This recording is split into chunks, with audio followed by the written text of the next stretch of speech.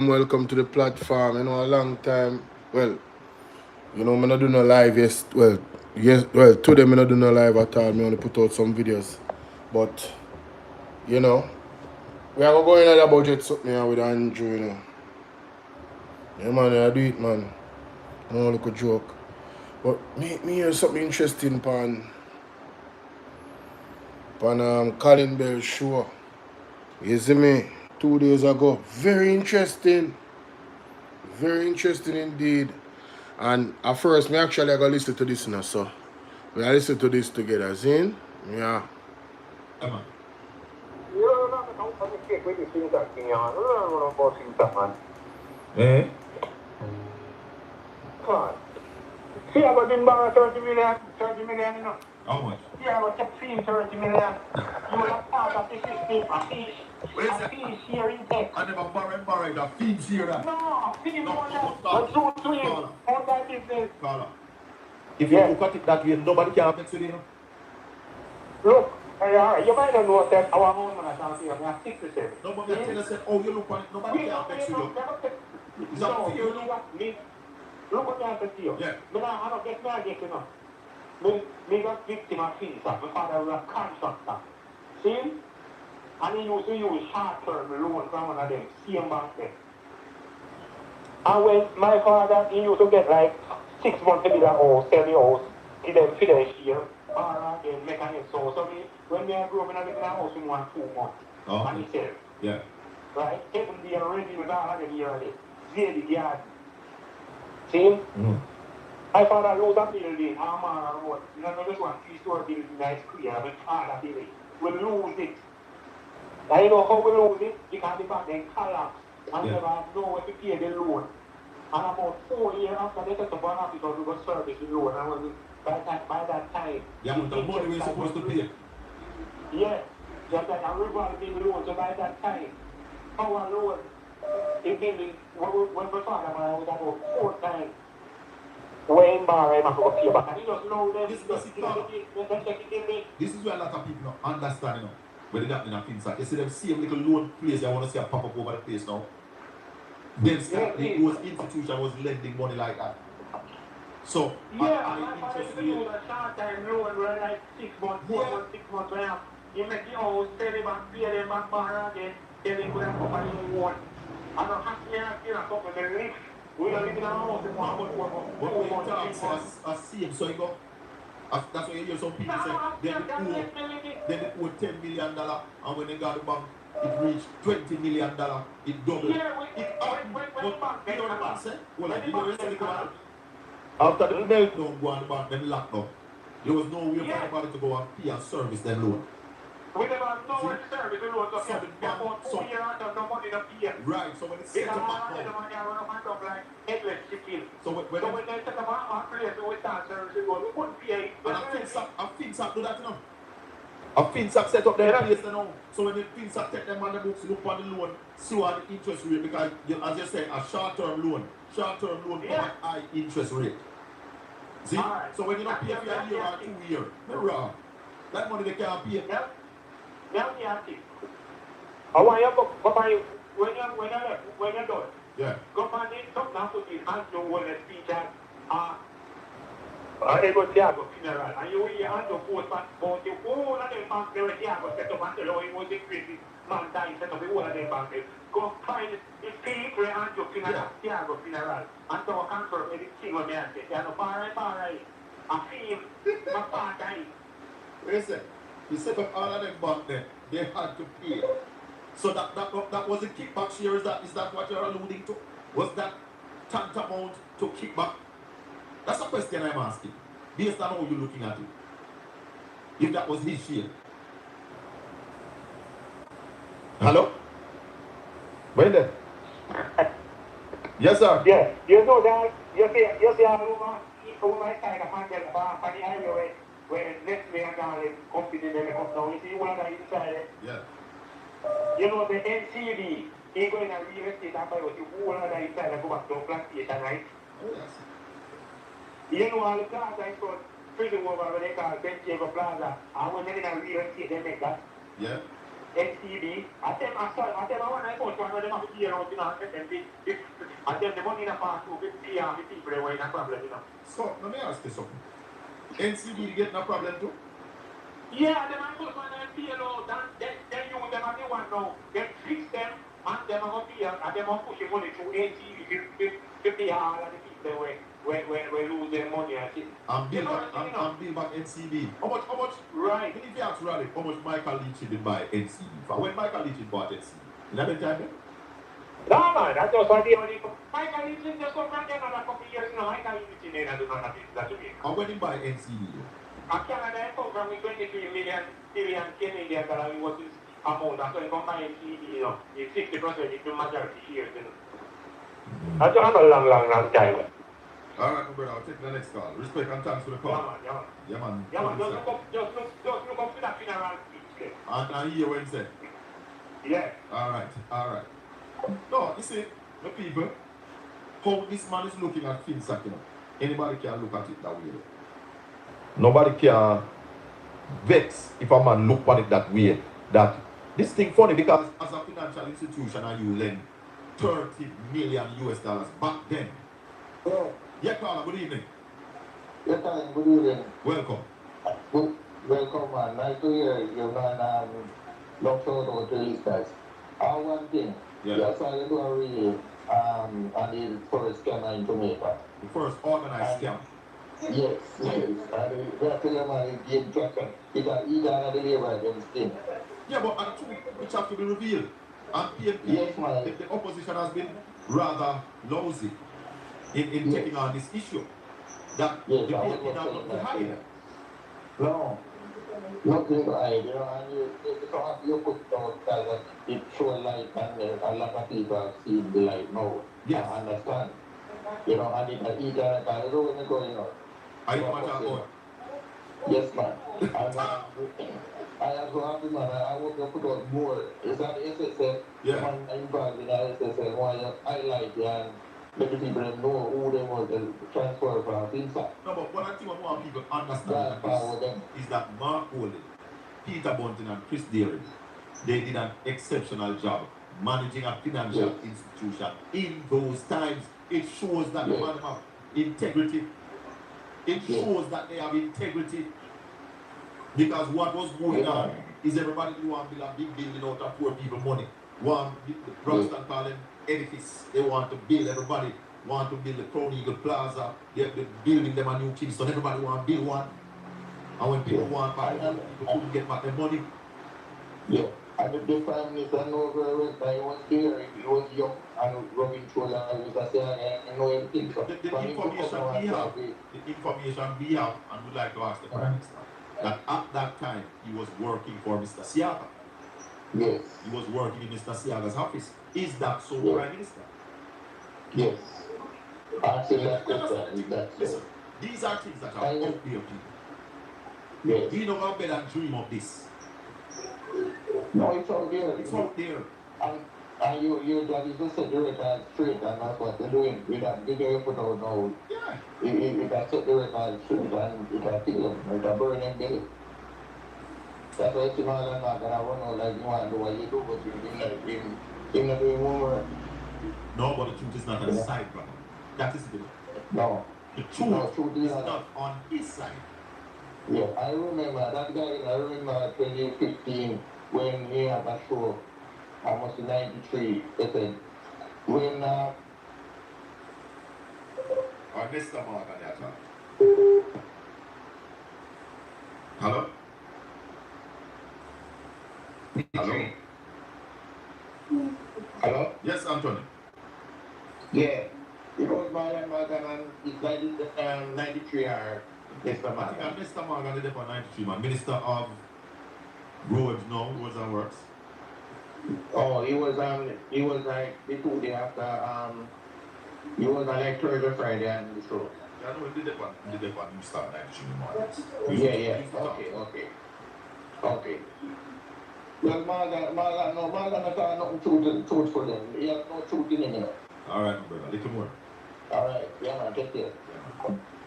Dr. Stokes, Team TVJ had him on going through mortgages. What are you going to say?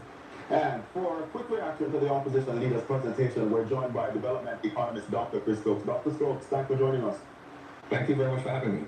Lots to digest, Dr. Stokes, but Mr. Bowling argues that the government's tax package is pro-cyclical and risks deepening economic decline while proposing improved tax compliance instead of new taxes. Now, from a practical standpoint, how realistic is it to generate that level of revenue from compliance reforms in the short term, especially given Jamaica's current administrative capacity? Well, that's the right question to ask. How practical is it in the short term? But without doubt, there's too much being left on the table. The electronic invoicing system, for example, would help tremendously. What's going on in the court would help tremendously. But to be clear, many governments, successive governments, have tried to address this problem and it persists, which is not to say that we should give up on trying, but it is to say that it exists. There's an acknowledgement that it exists. And I think what Mr. Mullen is asking for is a more focused attempt or approach to addressing it. And I think that is a fair thing to call for. Will it be as predictable as raising taxes? No, it won't be. It will require more work, but I think it needs to be done in any case, and if not for this year, certainly for years going forward. And for having a credible tax system that allows people to pay whatever the taxes, and they call it the fair share taxes, because this is not the only year that we're thinking about. We're thinking about years going forward. So to the extent that we can collect more on taxes that are already on the books, and that's the extent to which we will diminish the discussion about new taxes. And of course, there's whether it's a new tax or it's collecting what people should be paying that aren't paying, it still will have the effect of taking more money out of the economy, which in this case is a pro-cyclical. If the cyclical is a bad cyclical, it is because the economy is going down. So there's a discussion that we can have as to the impact on economic activity from either raising taxes or collecting more taxes from those who owe it. But I think from an equity point of view and from an efficiency point of view, we definitely ought to go for collecting taxes that are properly due on the current legislation. Okay. Stepping away from taxes just for a bit, the presentation criticizes low growth, about 0.8%, and calls for more aggressive investment during the fiscal rules suspension. Is the opposition effectively arguing for a loosening of fiscal discipline? And if so, how risky is that given Jamaica's hard-won debt stability? Yeah, well, let me put that aside. But I don't see circumstances on that. Hold on. This is one of the problem. I want to listen to this question with this youth here ask that questions. Remember, go back and listen to the question. I want to listen to the question. Listen to the question. Then they ought to go for collecting taxes that are properly due on the current legislation. Listen to the question. Okay. Stepping away from taxes just for a bit, the presentation criticizes low growth, about 0.8%, and calls for more aggressive investment during the fiscal rules suspension. Is the opposition effectively arguing for a loosening of fiscal discipline? And if so, how risky is that given Jamaica's hard-won debt stability? Stop.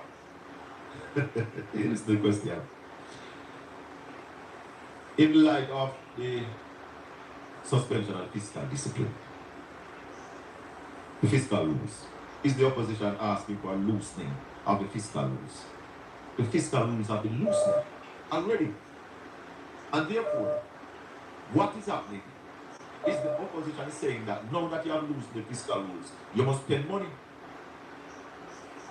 Carl, I'm just going to take Dr. Stokes' response and come to it. Well, let me put that aside. But I don't see circumstances under which Mark Gordon, the architect of the current system that we're operating under the fiscal rules, is going to be among the first to break those rules. So all right. Hold on. So, the human rights have always been saying that them implement the fiscal rules. You know who Dr. Stokes is the architect? Come again. The opposition effectively arguing for a loosening of fiscal discipline, and if so, how risky is that given Jamaica's hard-won debt stability?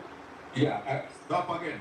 I mean, I call all of you right. We tell you that the fiscal rules were implemented by the People's National Party government, led by Portia Simpson and Peter Phillips, with Mark Golden as the draftsman. Here is Dr. Stokes telling you now that Mark Golden is the architect Marky of the fiscal policies that Jamaica has been operating. Marky G. One Marky G. Hey, people, good night. You might hear an echo come in my room. You know, me there live same way. not go live all day today, you know. You understand? Me just... Why, what am I tell you say? I tell you the truth. I just feel like take a day off today, Jamaica. Andrew wanna get on top of my nerves. And the live when I do yesterday, a whole heap of things I say in that live there. But there's more to say. But we have time, you know. We have time, you know. We have a whole heap of time to say. You feel me I deal with when you hear the brother a while ago. We come on, the brethren. Right? When you hear what the man say, yo, him live through FinSac. You hear what the man say, the 30 million was for Edward Siaga. Who can blame the man for that? People want to tell us that this FinSac thing, a PMP start under. There's no way that is possible. Based off of the evidence coming off the IMF. Zane, based off of the evidence coming off of the IMF and based off of the evidence coming off of a labor right. Mr. Shalman Scott is a labor right, ladies and gentlemen. See him there? He is a labor right. I'm going to go look him up. See him there? He is a labor right. You understand? Him say, I feel quite justified the fact of the period referenced. As I recall, I do what is dispassionately and objectively. I was the first mayor of the city of Montego Bay, a JLP councillor for 13 consecutive years. Wanna go look him up, see information there. Mr. Shalman Scott is the one that wrote this article. If you go on a reference. Right? 13 consecutive years. The man Rosal Division in the parish of St. James. All I have to do is go look it up. The man said I was the regional supervisor of Western Jamaica and Ocherius for Bustamante Industrial Trade Union and that union spokesman on tourism. In addition, I was a lecturer in the Caribbean Trade Union history at the University of the West Indies for continuing study Western Jamaica. The Jamaican Maritime Institute and the Jamaican Tourism Board visitor information section, Montego Bay. I also was a lecturer in the History and Social Science Department at Northern Caribbean University, Mandeville, Manchester. Later on, I was a host at RGR program aired from Montego Bay called The Western Response, produced by veteran journalist and broadcaster Marlene Stevenson Daly. I have been a political analyst for multiple media platforms for over 33 years here in Jamaica and occasionally British Broadcast Corporation, BBC Radio. You can't chat to this man, you know. You hear me say? You can't chat to this man, you know. This man is an experienced campaigner. Hold on, my battery dead over here, sir. Alright, sir. We know if we deal with it. We know if we deal with it. Battery low, but we are turn it up. So what I go on, Miss Curiosity Kid. Good night, ladies and gentlemen. Welcome to the platform. Yeah, man. Yeah, man. So this man here, Mr. Shalman Scott, listen to this. These are the same article as me tell you now. Siaga there. Jamaica debunking the myths about the 1980s under Edward Siaga. Debunking the myths. The lie them what they tell. See it here? In a 1980, right here, so. To 1983, JLK government under a failed a minimum of 4 IMF tests. The JLP government failed a minimum of 4 IMF tests. And as the pressure of the rapidly deteriorating economy hit, he seized on a distraction of the political crisis in Grenada and called a snap election in 1983. The PMP did not contest, and so the JLP had all 60 seats. Now, in a 1983 to 1989, Edward Siaga was the reigning leader of Jamaica with 60 seats. Nobody couldn't challenge him. There was no challenge. Why did he fail? Let us show you the failure. This is the failure, ladies and gentlemen. In 1980, when Edward Siaga came to power, the Jamaica debt to GDP ratio was 63%. 3% short of where we want to be right now, Jamaica. Antonio, big up yourself. The debt ballooned to 262% of GDP in 1989. See the Jamaica, no me, so no me.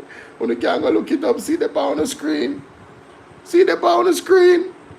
Ballooned to 262% of GDP in 1989. which represented an increase of 315.8% in Jamaica indebtedness over a 9-year period under the JLP Siaga administration. Ladies and gentlemen, this was the beginning of the economic breakdown. You hear what I said? Let's go to the IMF article, because we now stop beat them with this now. This a for Andrew Honest now, the son for Edward Siaga. After the debt exchange in 2010 and yet another IMF supported program that went off track in 2011, the country was on the verge of an economic meltdown with no access to international capital market. This was the first time that the Jamaica government didn't have any access to the international capital markets. Jamaica once again turned to the IMF in the spring of 2013 for financial support, which its preceding weak track record, meaning before JLP under Bruce Golding and then Andrew Willis, right? The track record needed reform. Significant budget financings from international and developing partners was less forthcoming. Jamaica needed a second debt exchange and a primary surplus of 7.5% of GDP to help stabilize the economy and address the long-standing structural issues. Again, Jamaica, this is the reason why, right? Carry on, how you doing? Plunk it in a place. Where can I find it on Google? I'm going to do better than that for you. I'm going to copy the link. I'm going to copy the link and put it in our chat right now for you. So you can click the link and go look on it for yourself. Yeah, man. That's how we go to work, you know. We like the people that we want to learn. People don't like up the life, you know, when I do the thing so. See the carry on. See there? See the carry on, and you that. Anybody else who want to forget that, see there. We go read it for yourself. And we say learn. We love when the class bright, you know. We like bright people, you know, over here, so, you know. We don't like dunce. And let me tell you something, nothing is wrong with being dunce. What is wrong is wanting to continue to be dunce. That is wrong. That is what is wrong. When you want to continue to be dunce, I have a problem. I have a serious problem with you. You understand? Because you might be dunce, not a fault of your own. Maybe your parents couldn't afford education. Right? This article now, I'm going to send this article to the page again too. I'm going to copy this. So you can go read it for yourself. Any labor I come to, man, and beat them with this and make him a bend. You understand? This is information that stands on its own. Them can't go around this information. And no time, no day, no hour. You understand? Good. You remember, let me just drop it again. Hold on, them people. No, man, you're welcome, man. Away say, man. Oh, I'm take care. That's how we go to work, you know. Love when the people them know. That's why I put out the information, you know. And that's why I like do it that way so people them can see it too, because me talking and they might not believe me, but when you read the article for yourself, you say, mighty God, they might have looked on you all one worse way than me look on it. You understand? You look on you and say, no man, so hold on. Them really do this. You might have teach me something. You feel me I do, but we want to move on to Rasta man, because the man says some things in the article here. Yo, the man says some things in this where I got big context to open people in mind when I got a record. Is it? Easily. He just wants to that. He was able to move to Dan Crawford? Oh, Dan Crawford. No one know me interested.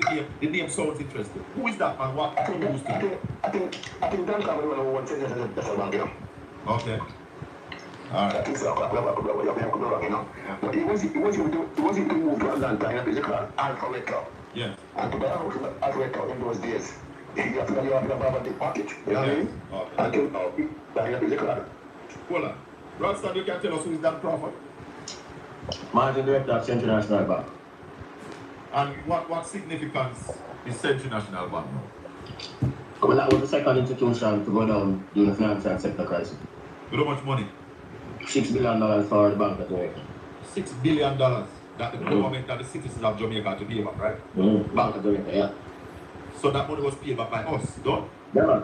Because at that time, the government had to absorb the Bank of Jamaica losses under Section 9 of the Bank of Jamaica Act. Because at that time we never have a FSC. No, the central bank wasn't independent at that time. So that was government, straight? Yeah, man. Straight government had all about the profits and what the losses of the BOJ at that time. Let me ask you this, Rasta. People beat Omar Davis. You gave him some hard licks too. Make we play that again. Have a play that again. Right. $6 billion. That's international bank. And we're not, you know what I mean? Okay. And to me, it should be living we call now, we have Jamaica poorhouse. Because you want to have people money. Okay. Now, let me ask Rasta what's that profit. Hold on. Rasta. Hold on, let me people. I'm just line up this car. We have to start the ball game, you know. Yes, ladies and gentlemen. Yes, ladies and gentlemen, in this one, you know, we have to go through the genius, Mr. Ralston Hyman, and of course, Colin Bell in an interview. Make sure you go to Portland Spice TV and subscribe. Like and share this video, alright? Let's get to some questions and answers to give context to some of the things that has actually gone on where our economic journey is concerned here in Jamaica. Let's listen to this, because a lot of lies was told by Andrew Honest in his budget speech, and of course we're always in search of the truth, and of course on this platform we're going to give you the evidence of such. All right, so let's get into it, ladies and gentlemen. Let's get into it. So you can tell us who is that prophet? Managing Director of Central National Bank. And what significance is Central National Bank now? Well, that was the second institution to go down in the financial sector crisis. With how much money? $6 billion for the Bank of Jamaica. $6 billion that the government and the citizens of Jamaica had to pay back, right? Bank of Jamaica, yeah. Hi, So Dorothy. that was paid back by us, don't? Yeah, man. Benson, big up yourself. The government had to absorb the Bank of Jamaica losses under Section 9 of the Bank of Jamaica Act. Because at that time we never have a FSC. No, and the central bank wasn't independent at that time. So that was government straight. Yeah, man. Straight government have over the government have over the profit and over the losses at the BOJ at that time. Let me ask you this, Rasta. No, ladies and gentlemen, that is something that is significant that you definitely have to hold on to into context in terms of that period of time that you're talking about, right? We really have to pay attention to that, because the government at that time is the one that was responsible for the Bank of Jamaica. It wasn't independent. There was no FSC. You guys can do a quick Google search to find out that that is true, what Ralston Hyman is saying. And I didn't even know, that's the thing, that's why I'm sharing. I didn't even know that what he's saying, because honestly, I never followed politics until recently. And I just understand how important it is for me to know what is actually going on. And I guess as the older you get, you find out more and more, if you're maturing, how important that is. Honestly, I wish I was following this a long time ago, independently. Nobody pushed me to do this. Not my mother, not my father, nobody. I found my way. It came to me. You understand? And if I'm going to be honest, two catalysts in my life for looking up what is actually going on in Jamaica and our politics. One, masterpiece. God did this. The Almighty God did this. Two, hot off of the press. She was the one that took me in arms and said, big up Bolo on our platform. Say, Bolo, share your video them in my group. Big up hot off of press anywhere she there. I queen that. Nobody to hot off of press. You hear me say? And then along the way, you know, everything else open up. You know, big up on Jar TV, Talk Your Mind. You understand? Mystic Sensation and Isabel Rose, Aromatic, everybody. Big up on yourself. But we have to understand these things when we talk about, ladies and gentlemen, to understand the context and the journey of Jamaica's economic journey. Zine, but let's continue. Let's continue. People beat Omar Davis. You gave him some hard licks too. But away from Fitza, Altia, Franchin, what go on? Hindsight them says 2020. So you know with hindsight, what else could have been done at that time? Or what should have been done? That is something that he inherited, you know.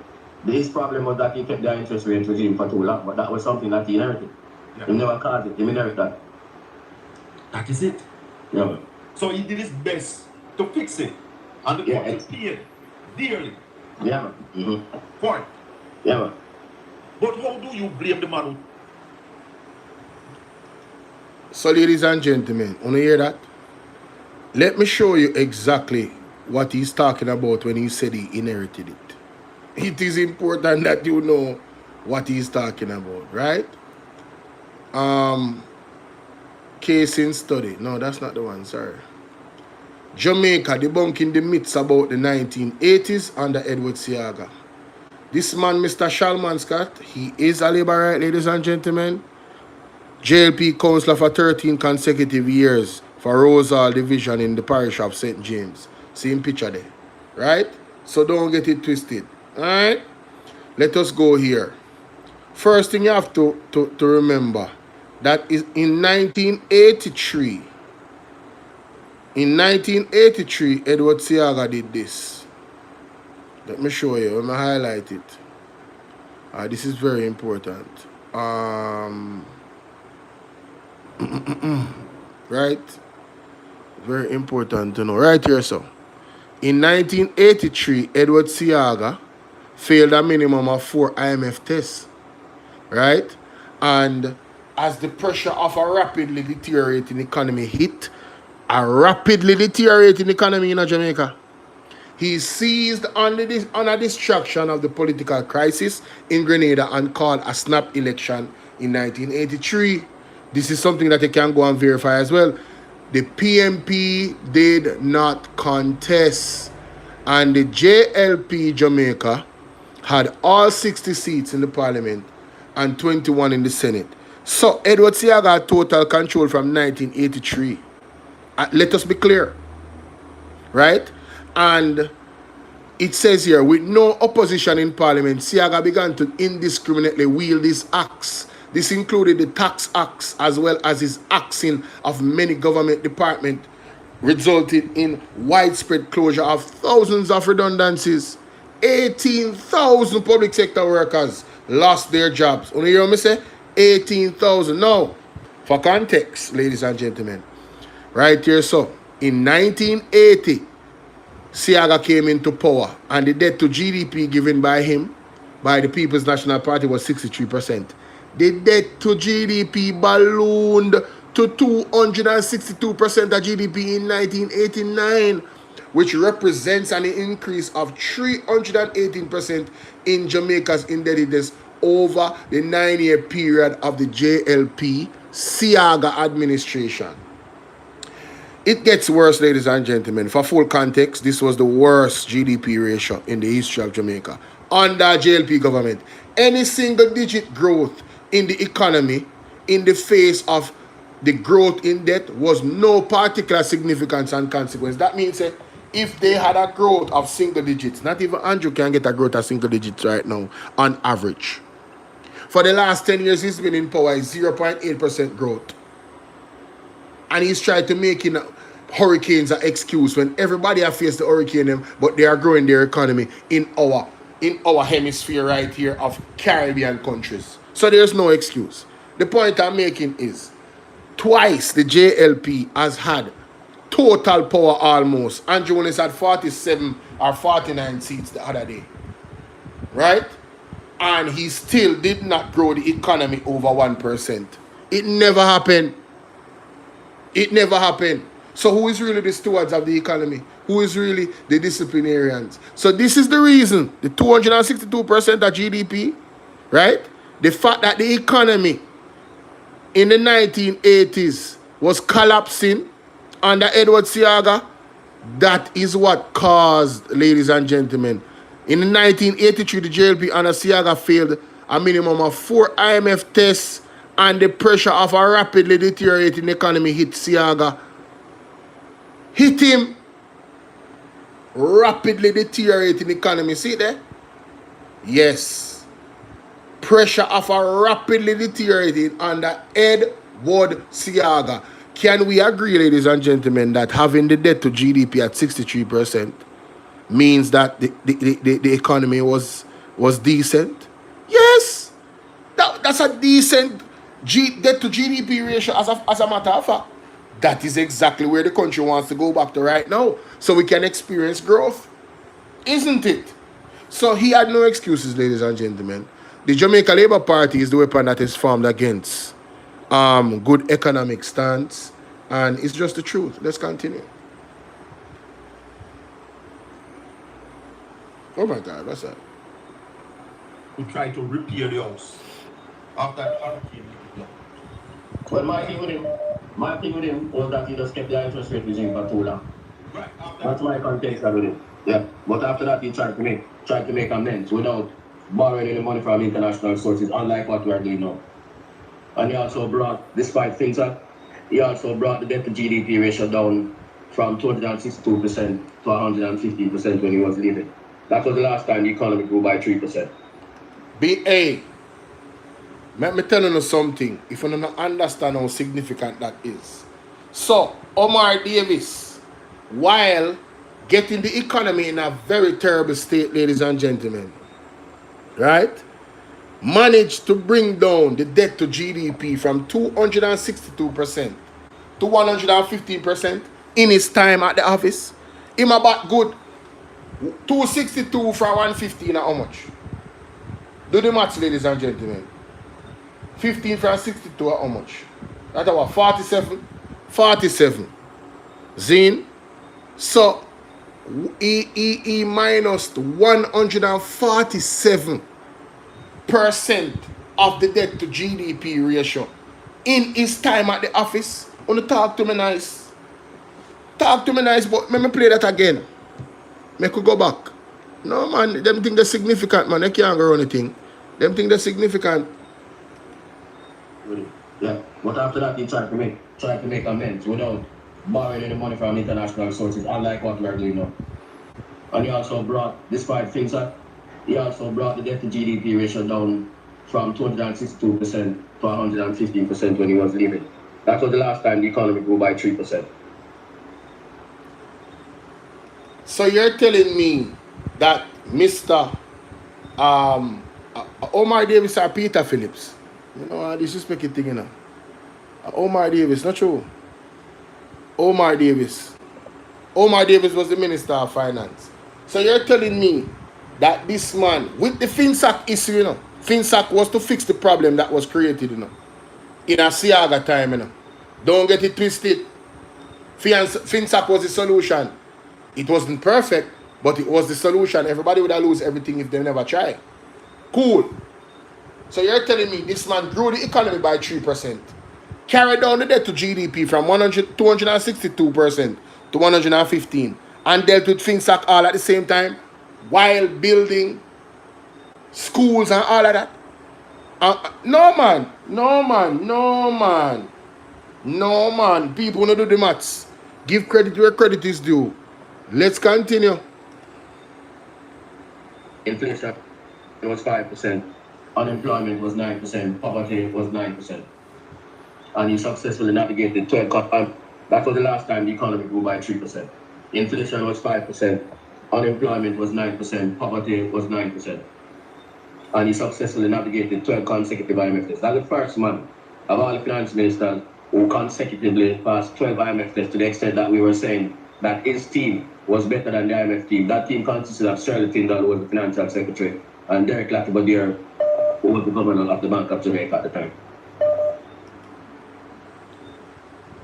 Ladies and gentlemen, can you imagine if the finance minister at the time that Mr. Ryman was very critical of, and still maintains that the only thing he probably did wrong was maintain the high interest rates for too long? Nobody is perfect, but my God, look at the results. Omar Davis, lifestyle, big up yourself. Omar Davis is the man, and his team, because you know it's a team effort. But at the head of it, ladies and gentlemen, you can imagine if Edward Seaga had given the People's National Party the baton, I'd say, I don't know, 55% debt to GDP, and was growing the economy. Can you imagine if Omar Davis got the debt to GDP at that ratio? You know how wealthy Jamaica would be right now in terms of our living conditions as a people? Do you know how much better our infrastructure would be? Every time the JLP destroy this country, the People's National Party has built it up back. And even when they are building, I am not saying that they are perfect. They do make mistakes. But genuinely, they are genuinely want the country to be better and in a one better place, Jamaica. When you look at the JLP, it's like these guys really want to destroy the country. How? Because of selfishness and greed. In Siaga time, when you see the man them create banks all over the place, I lend them friend millions of US dollars without. I mean, these are what you call loans. We don't call them loan. They way you have no, what you call it? You don't have no leverage for borrow the loan. You not like you would borrow the loan against your car or your house. These are loans at high risk, unsecured loans. Thank you so much, Antonio. They were lending people unsecured loans. So when you are lending people unsecured loans, what you expect to happen to the economy? What you expect to happen with people? That can't work. That's a madness. Total madness. So this is what was happening in Siaga time. Right? That's when it started. So come on, man. Let's keep it a being. Let's continue. What is it to ask you about the government that have high interest rate caused the crash? It was I'm saying. And I'm saying to you, that was one of the things that I successfully contended Omar Davies about. They kept the interest rate regime for too long, but that was not the cause of the problem. That was part of that did not crash the banks. The banks crashed. So Omar Davies had to implement stuff now because this payback was costing us what, 40% of GDP? 40% of GDP, $140 billion. $140 billion it cost the country to pay back depositors. For the reason why people, the premature liberalization of the foreign exchange market, the absence of any net international reserve in which to intervene in the foreign exchange market, the high interest rate regime, and the inappropriate banking regulations at that time, which allowed the bankers to carry out a whole lot of chicanery. Tell me something else, before I come back to the card. DB&G was around them time then? Yeah, man. And DB&G never failed. No, neither Scotiabank nor Citibank, because they adhere to the regulations imposed by their foreign principals. That was Scotia and Citibank. Yeah? And the credit unions didn't feel either. No. So you can point to Scotia, Citibank, and the credit union movement. Yep. And the credit union movement. Because what happened is that the local bankers took a lot of risk with the people's money. For example, we said there was this edifice complex where every man wanted to build a big building and tie up the depositors' money in the big building.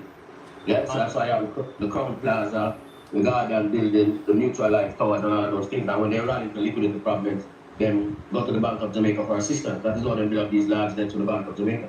So what does that say about Mark Golding ability, Peter Bunting and Chris here? What does that say about these three gentlemen?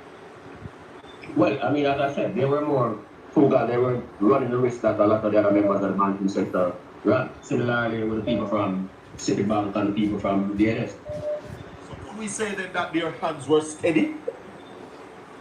Yeah, more steady hands than the rest of the bankers. Then why wouldn't we give this money a chance to manage the affairs of this country? Why? Have you ever seen anybody coming into the political arena with that level of experience in management rather than vying for the office of Prime Minister? Well, it's far more experience than those who are running the country at this particular point in time. Jamaica, want to hear that? The best economical analyst in the history of this country right now, Mr. Ralston Hyman, Zane is letting you know that Mark Golding is more qualified than anybody over the JLP when it comes on to running the country economically. You know why? In the era of FinSac, when the FinSac thing came, his company navigated that period without needed help from the government. He was brilliant enough along with his partners to navigate a period when every other bank a crash.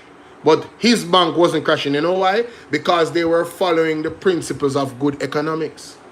They were following the good principles of banking institution. That's why they didn't fail. So why then wouldn't you want a leader like that, ladies and gentlemen? And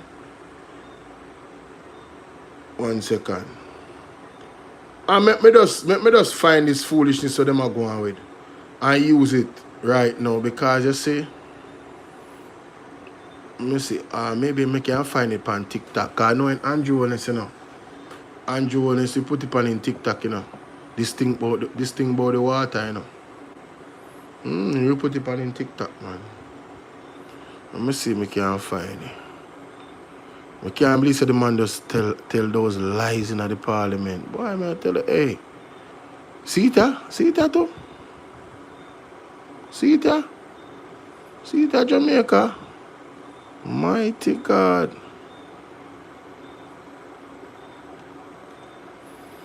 See that?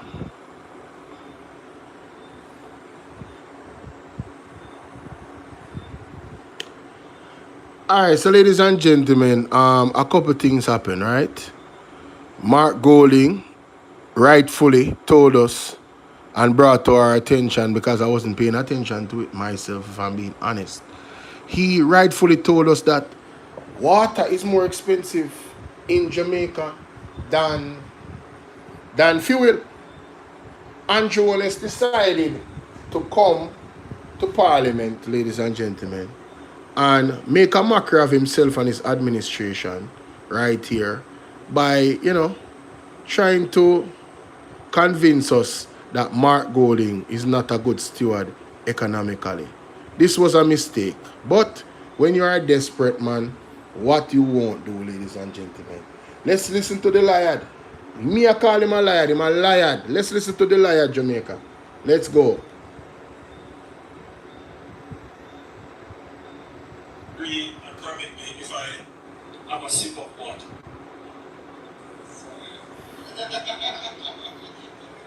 By the way, how much was this one? How much was this one? This is less than $100. This one is $44.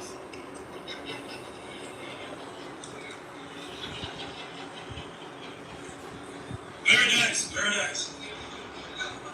But I have another present for you.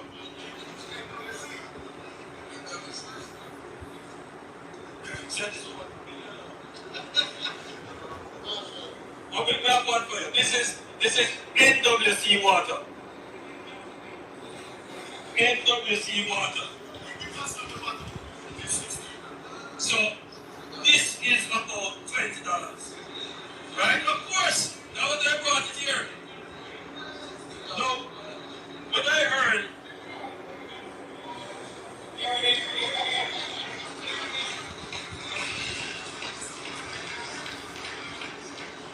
So when I heard the protestations of the leader of the opposition that water costs more than gas. So yes, if you bought onion or some other, but that's not the question. The question is, why would the leader of the opposition go and buy water that costs more than gas when there are other options that are more economical? To me, it tells me that I wouldn't trust him with managing my economy.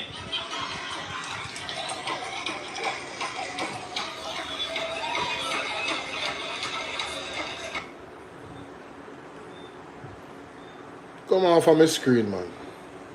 Now, ladies and gentlemen, this is real life. This is not gimmicks. And if the labor right them out there was honest about things, you know that a bottle of water in Jamaica is $100 on the road.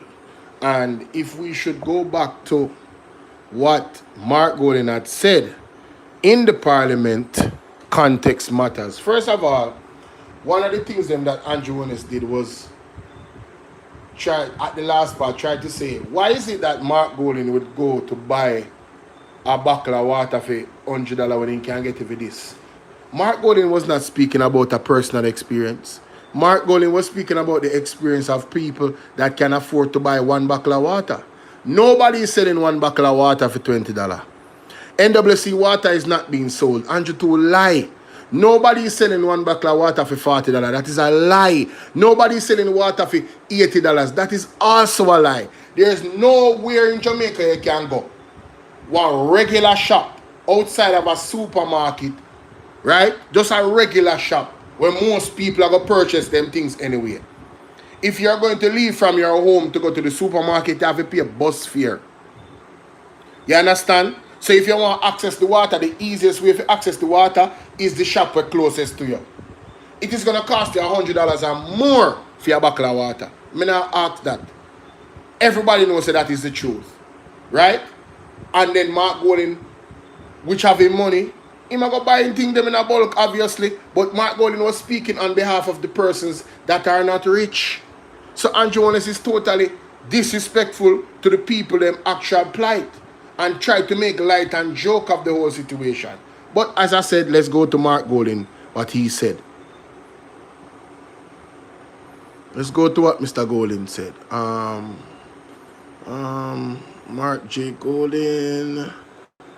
Maybe I need to go to his YouTube, you know. Let me see if I have it here, so. Let me see if he have it here. So hopefully he does. Because I'm already on TikTok, so hopefully he does.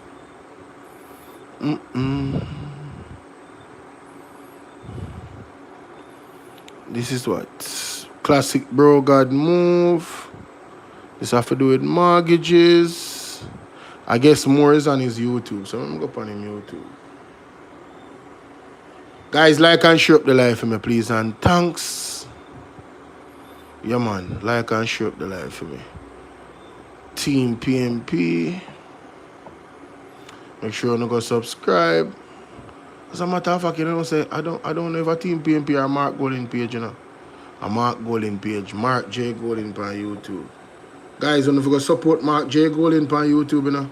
Yeah, man, don't forget to support the general, man. Make sure you look on the video them and watch the video them and get them out there. So the ideas of the People's National Party and our leader will be out there, you understand? Draining the NHT clean slate. Oh, here it is. This is it. This is it. This is it. This is it. Ah, right here, sir.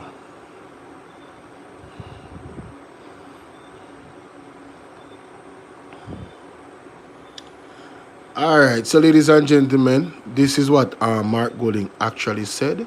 Let's get into what he actually said so we can get the full context about the response of Andrew Willis. Alright, let's go. Factors to reduce sugar content. Furthermore, Altia, big up. The government intends to collect this tax, which is how it's funding its budget. Shows that it intends for the beverages to be purchased anyway, so as to generate the tax. And they're not seeking to reduce consumption. And I want to just show you. This bottle of water contains 500 milliliters, which is half a liter. And it costs $100 on the street or in a corner shop. And it costs $100 on the street or in a corner shop. So ladies and gentlemen, Mr. Golding was very specific. A bottle of water costs $100 on the street corner or corner shop. This is where most of the poor people them buy them things where they consume. Mr. Golding was not, he never said that he buy water at the corner shop. So when Andrew Willis is gonna come out and talk about, he questions his ability to run the economy. Because why would he buy water at the corner shop? The man was not speaking for himself. Unlike a selfish Andrew Holness was speaking for him. Mark Golding was speaking on behalf of the people's lived realities in these areas. And nobody can say a lie. Mark Golding a tell $100 for water on the street and more, and at corner shops. Where is the lie? Let me play it again.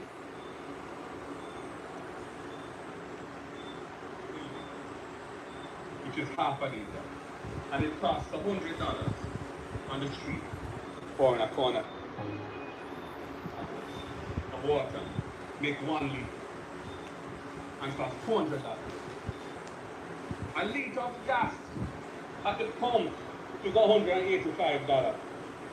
Water costs more than gas in Jamaica.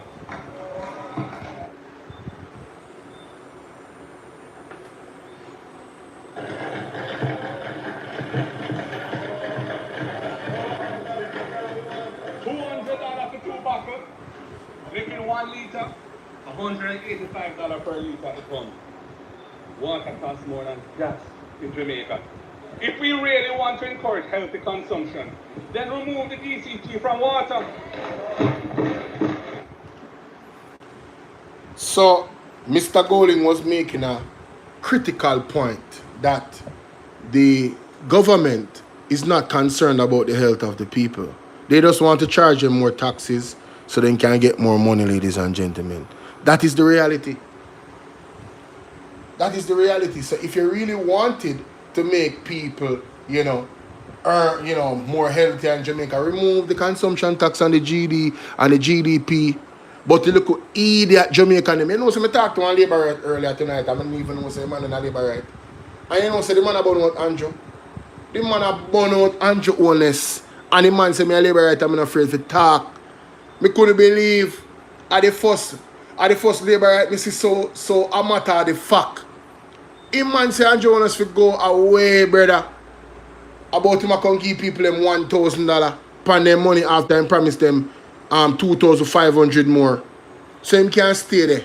The truth will set the Jamaican people free. So we not stop talk. If I even want somebody over here, I open. When we don't talk, we feel good about it. You understand? You like and share the video, ladies and gentlemen. Get this video to 2,000 likes and 500 shares so we can get some new people over here. That is it. We will continue, ladies and gentlemen. We will continue. Alright, let's go to the calls. 871-876-804-7072. Go ahead, call. Rasta Diamond is on the line. It's 804-7. And we now. Yeah. Thank you. Therefore, to the people, they want to be. Rasta, talk to me about NCB in this whole meltdown. What happened with NCB? Give me a little rundown for NCB. Well, NCB are the largest. Carl, what's up? Somewhere in the region of 26 there. Because Yes, sir? NCB moved out of their core business, just like the other bankers, and invested in farms and all of those things. Yeah? So that proved to be a problem. They moved out of core business and invested in agriculture and those things. So they play a major role. And they got bought out or something like that. Government took it over one at a time. Yeah, man, government got to take over and take out the bad debt stuff for them. So at one point, government was running NCB. Yeah, man. When did Michael Leachin get it to buy? 2004, I think. What kind of money did they pay for it? Well, the thing came, I think, is about $4 billion that they paid for it. So they borrowed some money, paid down, to pay for it in installments. So the profits were also used to help to pay for it. They never pay free cash. What? They can pay for it in 4 installments. Yeah, because nobody else wanted it to buy. All they wanted, nobody in Jamaica, wanted any of those assets to buy, because the man them who did have money to buy them are the same man them who bankrupted them. Hold on. So you say a $4 billion NCB sell for, and I went 2000, I went? About 2004. 2004. Then, no peanuts that rally. To buy a bomb. They will never work on it. They have $26 billion of bad debt in our work on it. So, when Andrew Holness said people buy stuff in a feed sack and Mark Golding them make money, how was this money made? Because my understanding is that in any crisis, somebody will make some money. Of course, just like in the global, everything are cheap political point. Just like in the global financial crisis, the assets are distressed and you have no money to buy them. So the people who come with the closest offer, you get the money. Simple. Nobody in Jamaica never have no money to buy them. Because of the same people in Jamaica who have money bankrupted the institutions. So they rob the money and run out. So when I term it as the Jamaica, only hear that? The people who have the money was the one that bankrupted the institution. So nobody in Jamaica never have no money to buy them. They couldn't sell it back to one of them where have the debt. They couldn't buy it back. Yo, me tell you, man. Me well want the FinTech report release now. Me say, Father God, make the PMP win. Get rid of them people here. So the PMP can come in. Yeah. first organized scam. Make sense? Well, I want to say organized, but I say that disorganized scam. But it was a scam, but these men, all of them was doing the same thing rally. Yeah, man. And have the same kind of... Because there was no regulations to build the cat, you know. Until Davies, take for example the insurance sector, there was no regulations. Nothing, the non-deposit taking financial sector, like the securities dealers and the insurance companies and the pension funds. There was no FSC. Davies found FSC in 2000. The Brian Winter the first man who ran the FSC. So there was no order in the system when the liberalization process took place in terms of the financial sector. Yeah, there was no deposit insurance, and Davies set up all of them things. So was there cronies in there, Ralston? Because people set up bank and do what they feel like. That man can get 30 million for borrow and say and forget about it, and the banks never have no problem with them forget about cronies. A caller said it was his share. Yeah, man. The caller said it was the loan. It was his share. My God. The setting up of these banks and scammers running banks and all that. Whoa. Ralston, give an update. Hold on. Do I have a call? I do have a call. Hold on. Marcy. Yeah, man. Yes, I comment to Ralston.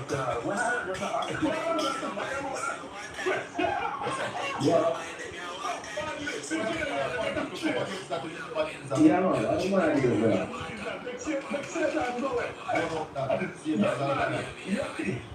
Very much so. No, you were saying about Dan Crawford, and I don't know if it was being sarcastic, but he was a banker who never had good memory, because he never remember to ask Edward Thiago for the 30 million. But the people of Jamaica had to pay.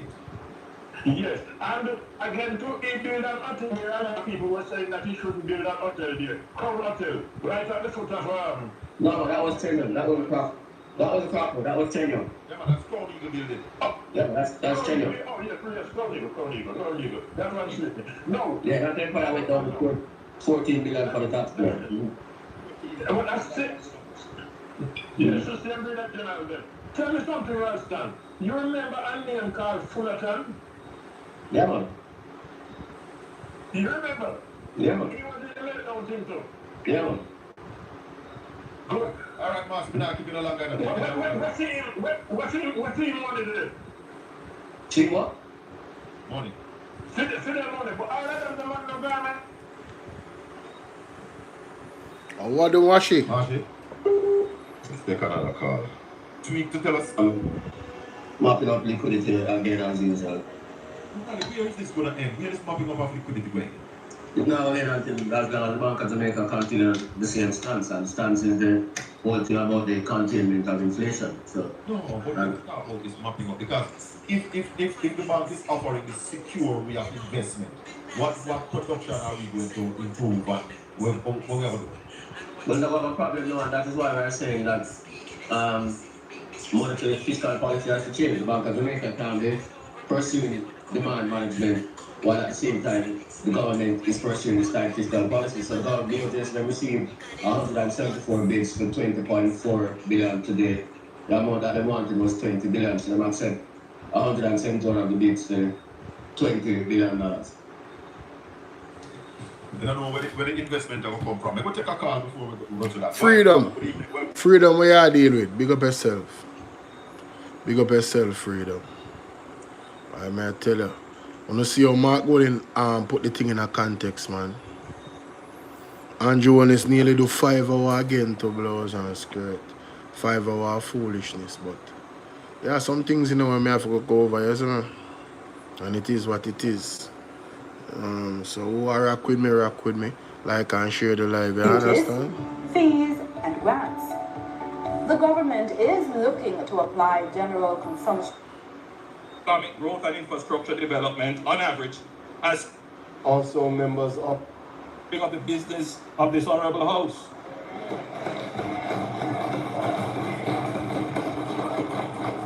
You well know the impact of public service on families. And I want to thank my family for bearing the weight of public life with me and supporting my endeavors. To the people of West Central St. Andrew, my extended family for 29 years, you continue to trust in me. And that is the reason why I keep serving. Hey, nobody no trust in you, Andrew, from your constituency. We can't wait for Paul Buchanan case come up. You can't stay there about and trust in you. You go on. On which work will commence. In a few weeks, we will complete and hand over 2 retaining walls that pose a health and safety hazard to the residents. I'm certain member from Western St. Andrew will also be pleased because it is a border area and we both share the challenge. I want to especially acknowledge and thank the dedicated teams at the ministries that I lead. About security. We have recently delineated the Ministry of Defense with its own administrative standing, which is anchored by the permanent secretary in the OPM over 4 ministries. Madam Speaker, the leader of the opposition only talks.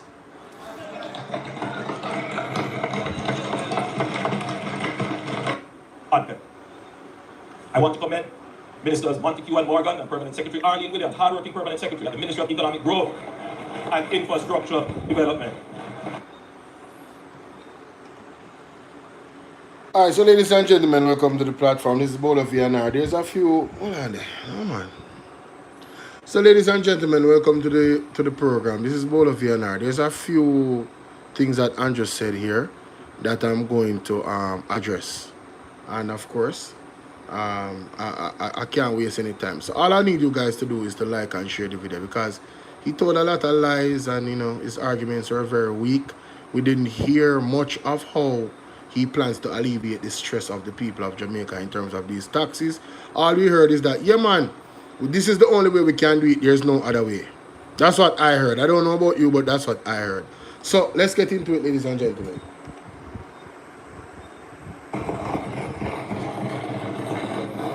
Madam Speaker, I stand here as Prime Minister, and most people would understand my job to be directing and coordinating all of government through cabinet ministers. However, I also want to point out that I stand here as a Minister of Government as well, with direct oversight of several substantial corporate responsibilities. I don't only direct, convene, and preside, I also do the heavy lifting of ministerial work as well.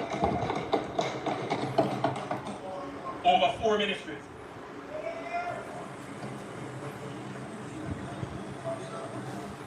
Madam Speaker,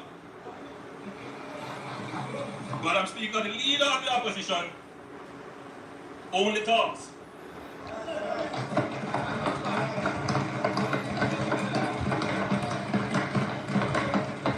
I do the job of Prime Minister, and I head 4 other ministries. The leader of the opposition only talks. Many times nonsense.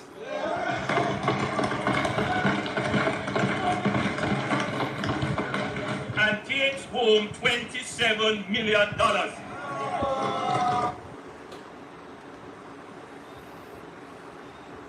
Let me make him finish. Hold on, let me make him finish.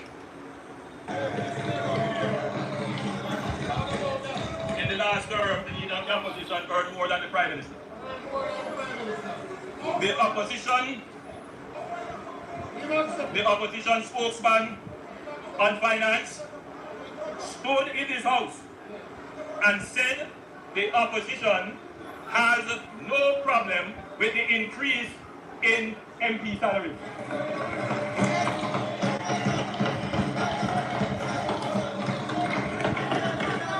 A few days later, the PNP General Secretary put out a release saying They strongly object to the salary increase for cabinet ministers and members of parliament. Yet, Madam Speaker, none of them, with their self-righteous objection, declined to take their salary increase. None of them. So, a couple things, ladies and gentlemen. Let me just get the evidence and come back. Yeah, man, because you see, this dude right here is such a liar, bro. It's ridiculous. Right? This dude is such a liar, it's ridiculous. As a matter of fact, you know what I need to go to? I need to go to the conversation on PDTV earlier. That's what I need to go to. That conversation.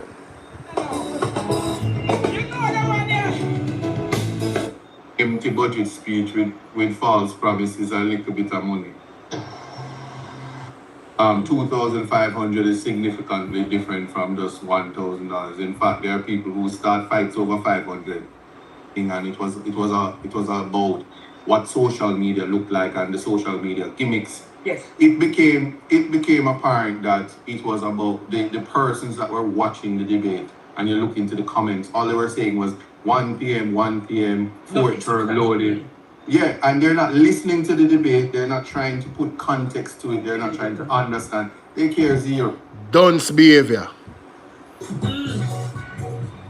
I'm not accepting the salary, and he had to give it in entities. Guys, I get a new song over here. You want to hear it, my brother? Is that gospel song? Yes, my brother. Because I will give back.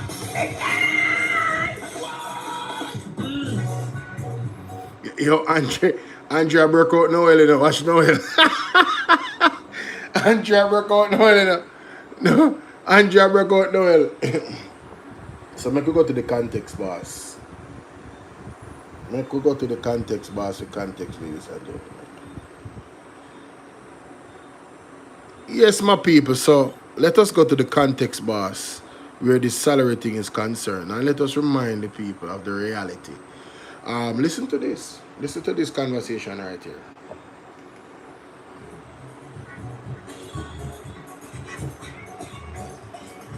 If you single touch. Now we are because of the labor. Anyways, we get some new song in the studio. Nice up the show, keep the show. You remember the years ago, a few years ago in Blue, we have to get back to those glory days. You know? And it will be right. And anyways, so we are at the reality now that. Actually, you're still my favorite. You're still one of my favorite games. Yeah, but here's the thing. Here's the thing. It's all right. Noel, you are a seasoned journalist. Mm-hmm. Yeah, and I'm well equipped with the English language to know when somebody is being condescending. You can't. Let me say this. I will accept the insults, but I can tell you, not everybody, it's people who lack capacity that use gimmicks as a means to deceive the people. The Jamaican people, I don't know about other places in the world, but the Jamaican people aren't just mindless, living, breathing entities that's stuck in politics. If that were the case, then the voting population wouldn't be 33% and lower from time to time. True. Happy to say that the statistics would have shown that it is a higher voting compared to the national voting that took place in Portland Eastern, and that's significant for me. But to say that we are to be training Jamaicans to listen and to make informed decisions about the future of the generations that follow. It's not just in the now. I can't understand when somebody says, oh, we are excited about development, brick and mortar, and exclusion of the people, and say that is gimmicks and promises, and politicians all do that. That cannot be what should be accepted. The political class of Jamaica has morphed and evolved into a completely different creature. Mm-hmm. And I saw even the response where you talk about paint with a broad brush. I was not in parliament when politicians were accepting salaries. and his information minister at the time, whom he had to fire and hire new information people as a part of the PR machinery, came out and said that when people were saying that they wanted to retract their salaries, including when Mark Jefferson Golden says, I'm not accepting the salary, and he had to give his two particular charities, said that based on the post, you had to accept it. That is how the government works. And the Prime Minister, because he's the man in charge, says he's not going to accept his as an election gimmick. But he have 5 ministries and he working, so he can get minister salary. I'm not saying all of that. Leave the Speaker of the House, husband, alone. You have the body of those. It just what people were saying that they wanted to retract their salaries, including when Mark Jefferson Golden said, I'm not accepting the salary, and he had to give his 2 particular charities, said that based on the post, he had to accept it. That is how the government works. And the Prime Minister, because he's the man in charge, says he's not going to accept his as an election gimmick. But he have 5 ministries and him working. So, ladies and gentlemen, you heard that. Mark Golding was adamant. You know, Andrew Jonas wants to talk about what Julian Robinson said. The JLP do what they always do, which is they give you these information half-heartedly, and the fine details, the devil in the details in regards to the increase for the salary.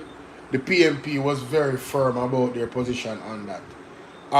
You have to fix the people first, because the PMP is about the people. The JLP government was, listen, we don't care about the people, we want our money.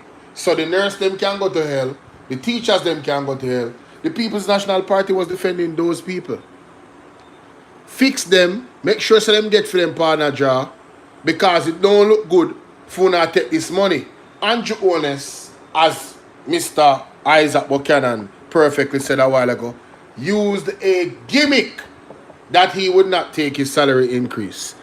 Mr. Nestor Morgan came out, and we have those audios, you know, it's just that I have to dig them up, and I'm not going to dig it up right now for the sake of time, because I'm live and I'm recording this particular video to post it, right?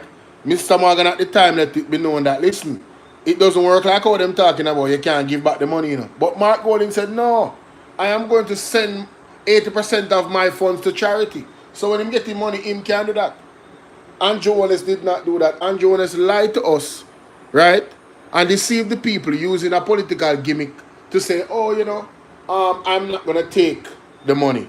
Then lo and behold, recently, coming to tell us now that him have 5 ministries and him do all of this, so him deserve him salary increase. Nobody told you to go and take up 5 ministries. If you were running those 5 ministries and the government was running well, and the capital budget was being spent like how it's supposed to improve infrastructure, and things was running good under the office of the Prime Minister, we could understand, but there's still billions of dollars unaccounted for under your ministries. So you're taking up more. Where they say dog do craven dog choke, craven puppy choke pan bone or something like that. Whatever the case might be, craven dog choke pan food. Well, that is what is happening to you. You are craven A, Mr. Craven A. You understand? So let's get that straight. Let's continue, ladies and gentlemen.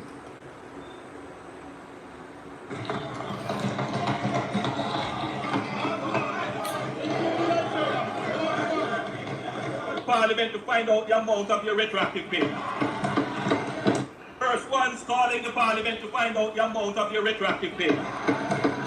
We're the first ones calling the Parliament. In fact, Madam Speaker, they were the first ones calling the Parliament to find out the amount of your retroactive pay.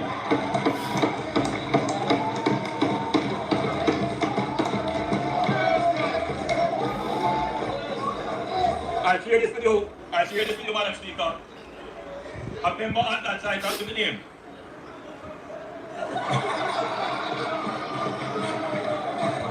A member on that side, not to the name. Obviously concerned that the stop lying! Stop lying! Stop!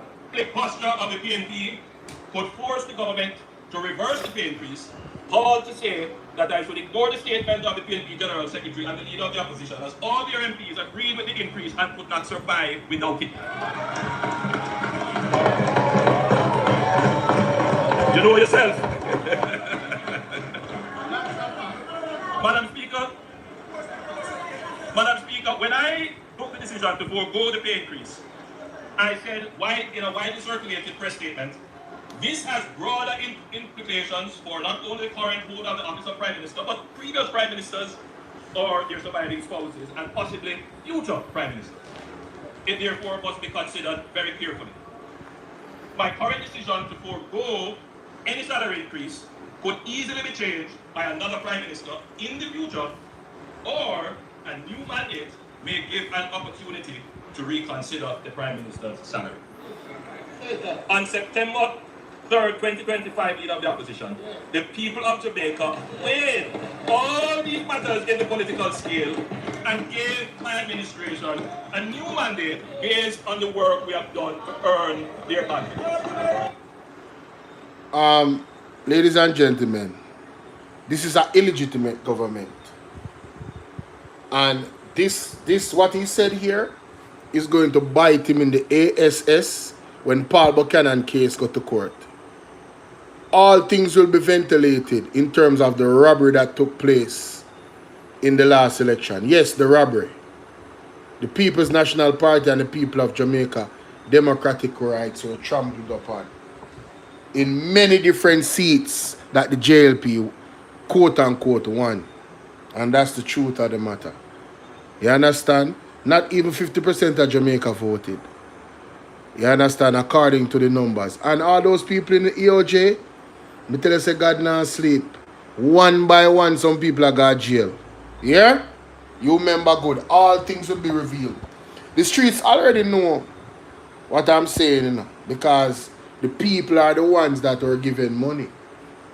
And them talk to not vote and all type of thing, and people have ink on them finger before election day and all type of something go on. A lot of skullduggery and corruption happened in that election. You understand? The police force as well impeded. There's a lot of violations that, you know, Mr. Will Rattigan has ventilated on his platform multiple times and showed the evidence of things that made that election should go over back. But again, you know, God is not sleeping. Let's continue, ladies and gentlemen.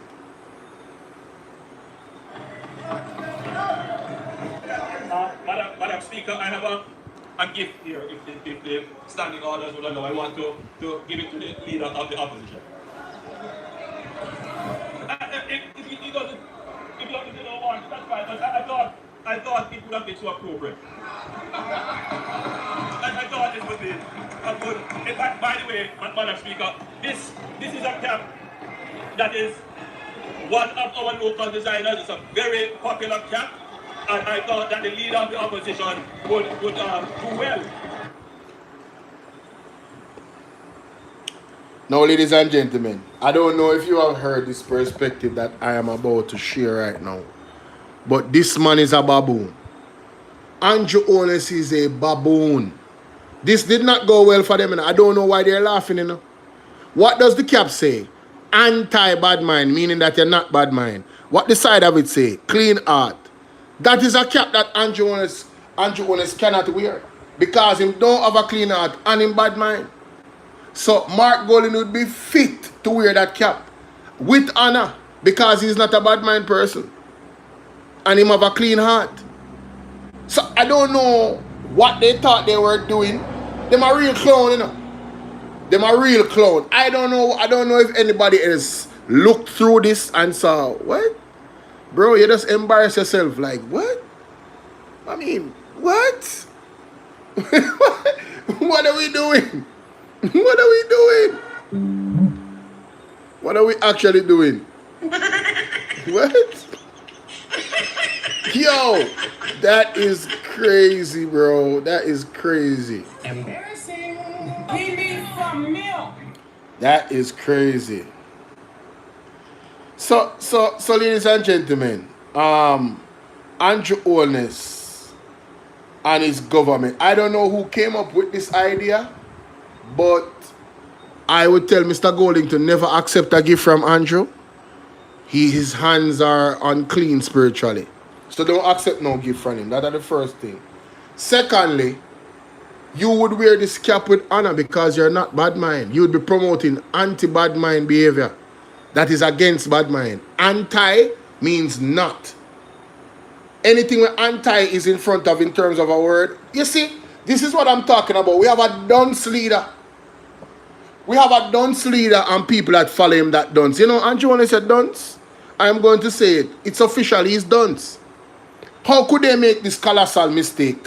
What has Daryl Vaz been calling the government, the People's National Party and Mark Golding? Bad mind. So why would you give him a cap that says anti-bad mind? That would mean that he's not bad mind. You dummy. Oh my God, this is embarrassing. Oh my God. Lord have mercy. He needs some milk. Embarrassing. He needs some milk. No, man. This is bad, Jamaica. This is bad. Wow. Wow. Wow. I don't, you know. Yeah, so sadly, this man has egg on his face. I want you guys to remember this moment. Look at the clown. Giving Mark Golding an anti-bad mind cap, which means he's not bad mind, and with a clean hands and pure heart at the side. I mean, how did they make this mistake? Look at it. See it there? Clean heart. That is Mark Golding. A man of clean heart that is not bad mind. That is anti-bad mind. How slow can you be, you big dummy? You big dummy. Coming to the parliament with gimmicks instead of real solutions. Right? To not suffer the people of Jamaica. Unbelievable. Jamaica on the laugh off him. I don't like I share this video. Make it viral. Tell them say Bolo say I want dummy. Anti-bad mind. Anti-bad mind is when you're not bad mind. And if you never hear it nowhere else, you hear it here first. Tell them say Bolo says so. Big old idiot. Mighty God. No, man. This is so sad. Oh, my God. This is... No. Oh. Oh. Oh. No, man. Embarrassing, brother. What can go so? Good.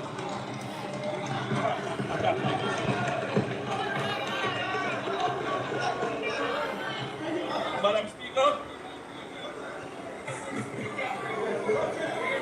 Madam Speaker.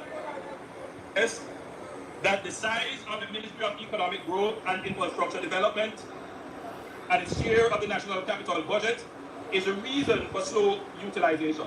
Therefore, it should be deconstructed as a super ministry.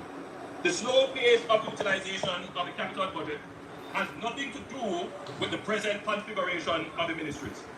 The cross-cutting issues of slow investment appraisal, permitting and approvals, procurement and contracting, coupled with a lack of efficient, well-resourced contractors, is the cause of the low conversion of the capital budget into economic value, leading to greater levels of growth. In other words, we are an overly bureaucratic country with supply-side weaknesses which constrain our growth horizon. Despite these challenges, it must be noted that the Ministry of Economic Growth and Infrastructure Development, on average, has spent more than 97% of its capital allocation over the last 4 budgets.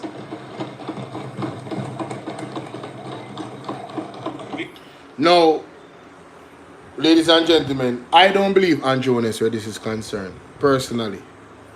And I'm going to ask the People's National Party to really come and debunk this foolishness that he's talking about 90%. All right, quarterly growth, year of year. Would like to see. It's still very low. Don't look. of fiscal discipline. Yeah, they analyze them, yeah. Well, Is stability. And what you are seeing here as a feature of the Jamaican economy is stability. And the reason why we have this stability, it is because of the fiscal program that the government has implemented. who implemented? You know, Madam Speaker, we go back and forth debating who is the father of fiscal discipline. We have already said the DNA test prove that they are not the father of fiscal discipline. That's the way you say, that not prove nothing. You not prove anything. Which, what kind of idiot this man? You know something I gotta do it? No, him tell too much lie, I gotta do it again. Me now stop bringing my people ears with the evidence. Him too out of order. No man, him too rank, man.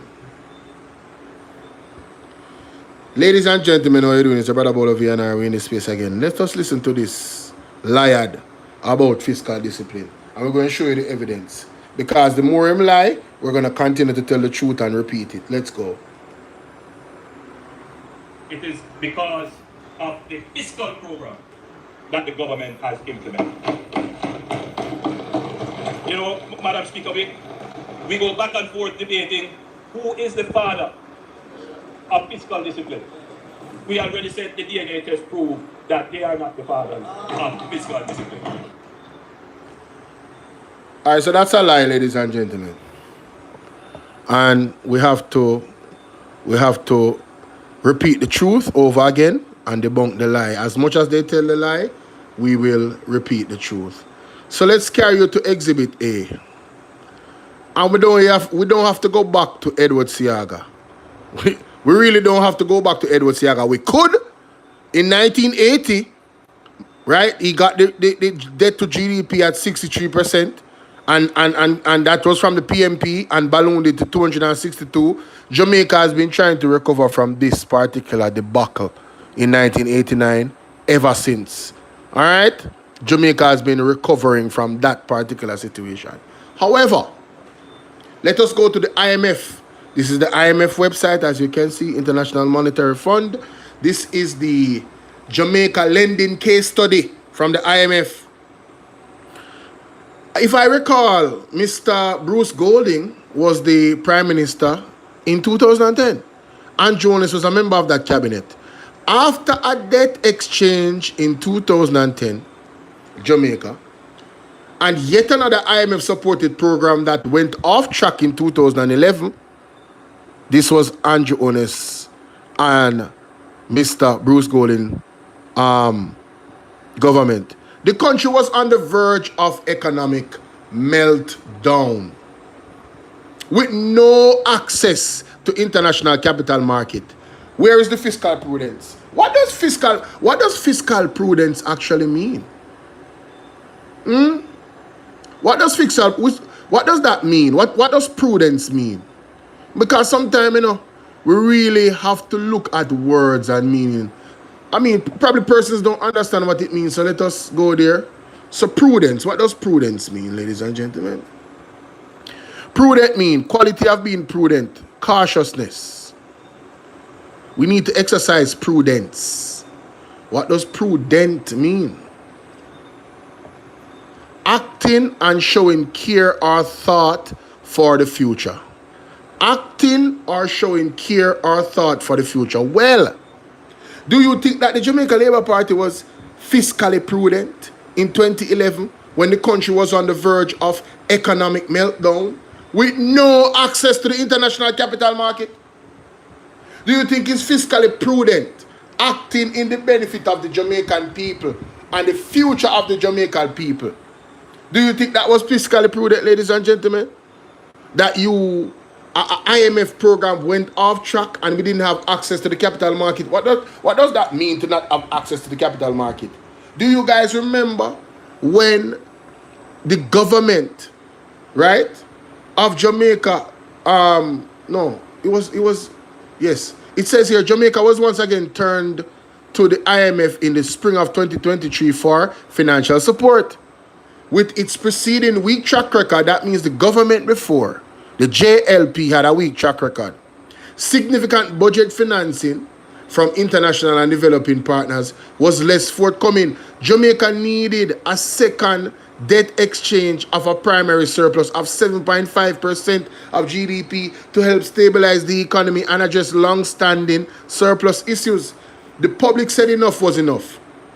The Economic Program Oversight Committee was formed. This was 2013, so that stakeholders from the private sector, unions, government, and academia, and the media could come together to hold the government accountable for its reform commitment and fiscal discipline under the reform program. Ladies and gentlemen, you hear what they said? The enough was enough in 2013. So this government, anti-government, was not fiscally prudent. I will go further, ladies and gentlemen. The IMF head, right here in this particular visit in as you can see, 2014. That was a year after Mama P and their government, started the program of fiscal discipline. Yes. Right? Let me just take that off the screen because something going on from the other day. Right here. So listen to what Miss Lagarde has to say. In the first year of program implementation, key reforms that had been pending for a long time were implemented. In particular, the tax incentive legislation approved by Parliament in December 2013. Did you guys hear that? In the first year of fiscal reform program implementation. So there is no argument, ladies and gentlemen. This is Christine Lagarde, Managing Director of the IMF. Let's go back 2014 what this was said. Let's not again. $14.4 million. In the first year of program implementation, key reforms that had been pending for a long time were implemented. So, key reforms that were pending. That means that they never started, Pending. What does pending mean? Because we have to do this with people that are going to say, them no want to understand. What does pending mean? Pending means to describe something awaiting conclusion, confirmation, or in real estate, an acceptable offer. It often means a situation is or is about to happen soon, such as pending lawsuit, pending transaction, right? Let me put it in simpler terms. The man proposed to you, but you're not married yet. So you're in the pending stages of being his wife. It never happened until it happened. That's what pending means. All right, my people. So Andrew Holness cannot claim fiscal discipline because one, his government never exercised it. They never implemented it. They never put it into practice. That is why in 2011, the country was on the verge of economic meltdown according to the IMF. Not my word. All right? And according to the same IMF, the public said enough is enough in 2013. And the Economic Program Oversight Committee was formed so that stakeholders from the private sector union, government, academia, private sector, unions, government, academia, and the media could come together to hold the government accountable for its reform commitment. So there was a commitment on fiscal discipline under the reform. A commitment was made, but there was no practice of the commitment, ladies and gentlemen. Much like how Andrew Holness come and tell us, say, yes, I am going to do this, and they never do it. Let me give you an example of that. Let me go to that something. Because I'm thinking me around put him over here, so. What's the matter to blouse and skirt? Him too what other? Me show no what I go on. Make me show no what I go on Jamaica. Zane, work with me. Anybody who watch me right now when I get exclusive. Me no mind few people there. Big up a few people in there. Which there was more obviously. Because there's a lot of people that follow the platform. But people are asleep, people are go to all them something and we give thanks to who is here. Not true? I saw me look on it. Make me go to this. This video where Andrew Holness promised the people and commit to the people Where is it? Where is it? I'm thinking same can we'll show you a pattern.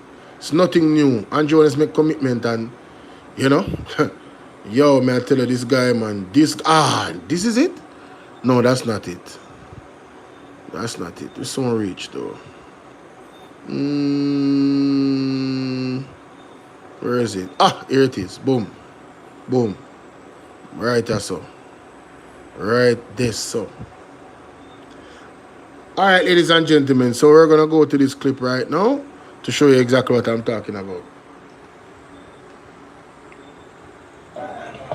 One of the things that I know affecting whole heap of people in Jamaica is the high electricity bill.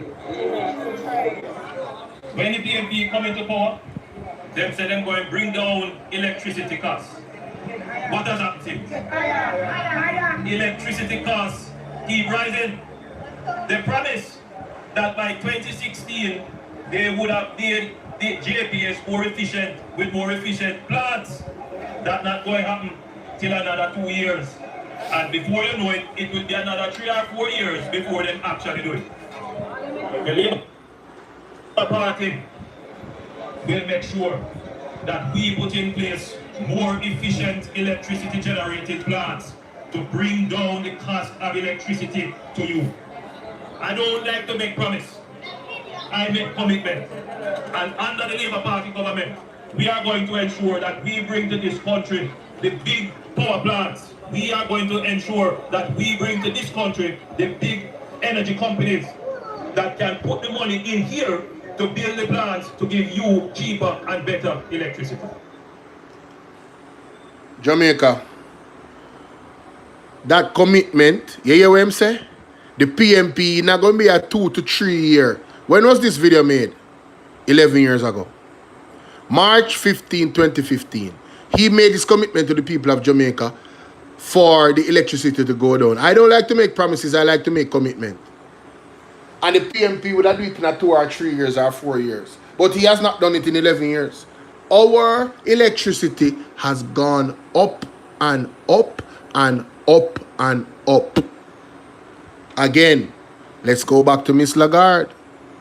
Andrew Holness does not, he does not, just like the money, the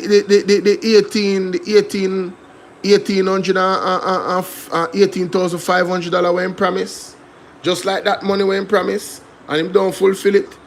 It's just another unfulfilled promise. This is a pattern by this man. So let's go back to fiscal discipline and the point that we're making. Who started fiscal discipline? Mama P and the People's National Party. They are the one that started the program, and it has been running on automatic ever since because it's in legislation. But let's go back to from the horse's mouth, the IMF director. Listen to this. To $414.4 million. In the first year of program implementation, key reforms that had been pending for a long time were implemented. In particular, the tax incentive legislation approved by Parliament in December 2013 and the fiscal rule approved in March 2014. But there are other major reforms that are on DT40 December 2013 and the fiscal rule approved in March 2014. But there are other major reforms that are on the must-do list, including improving the collection of taxes so that there is no evasion and there is collection. Modernizing the public sector and improving the business climate in order to pursue the attractiveness of Jamaica, which has caused foreign direct investment to significantly improve and increase over the last 12 months. So Jamaica, because of Andrew Holness and Bruce Golding government, because he was Prime Minister for a short period, so in name I go call, he was a part of that government.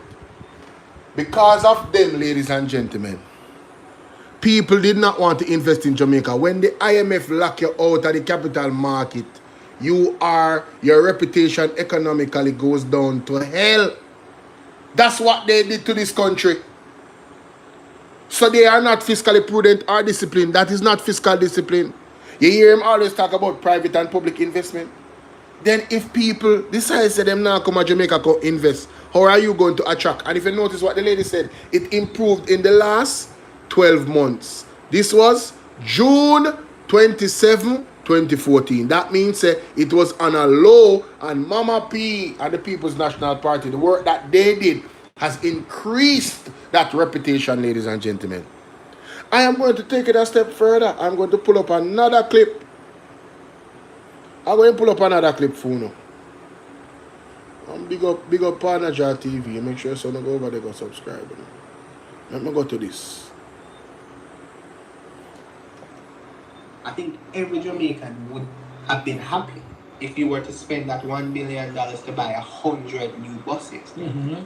Give us the 100 that is going to be executed by government has to be provided for in either the estimates of expenditure, opportunity to drill through and comb through it.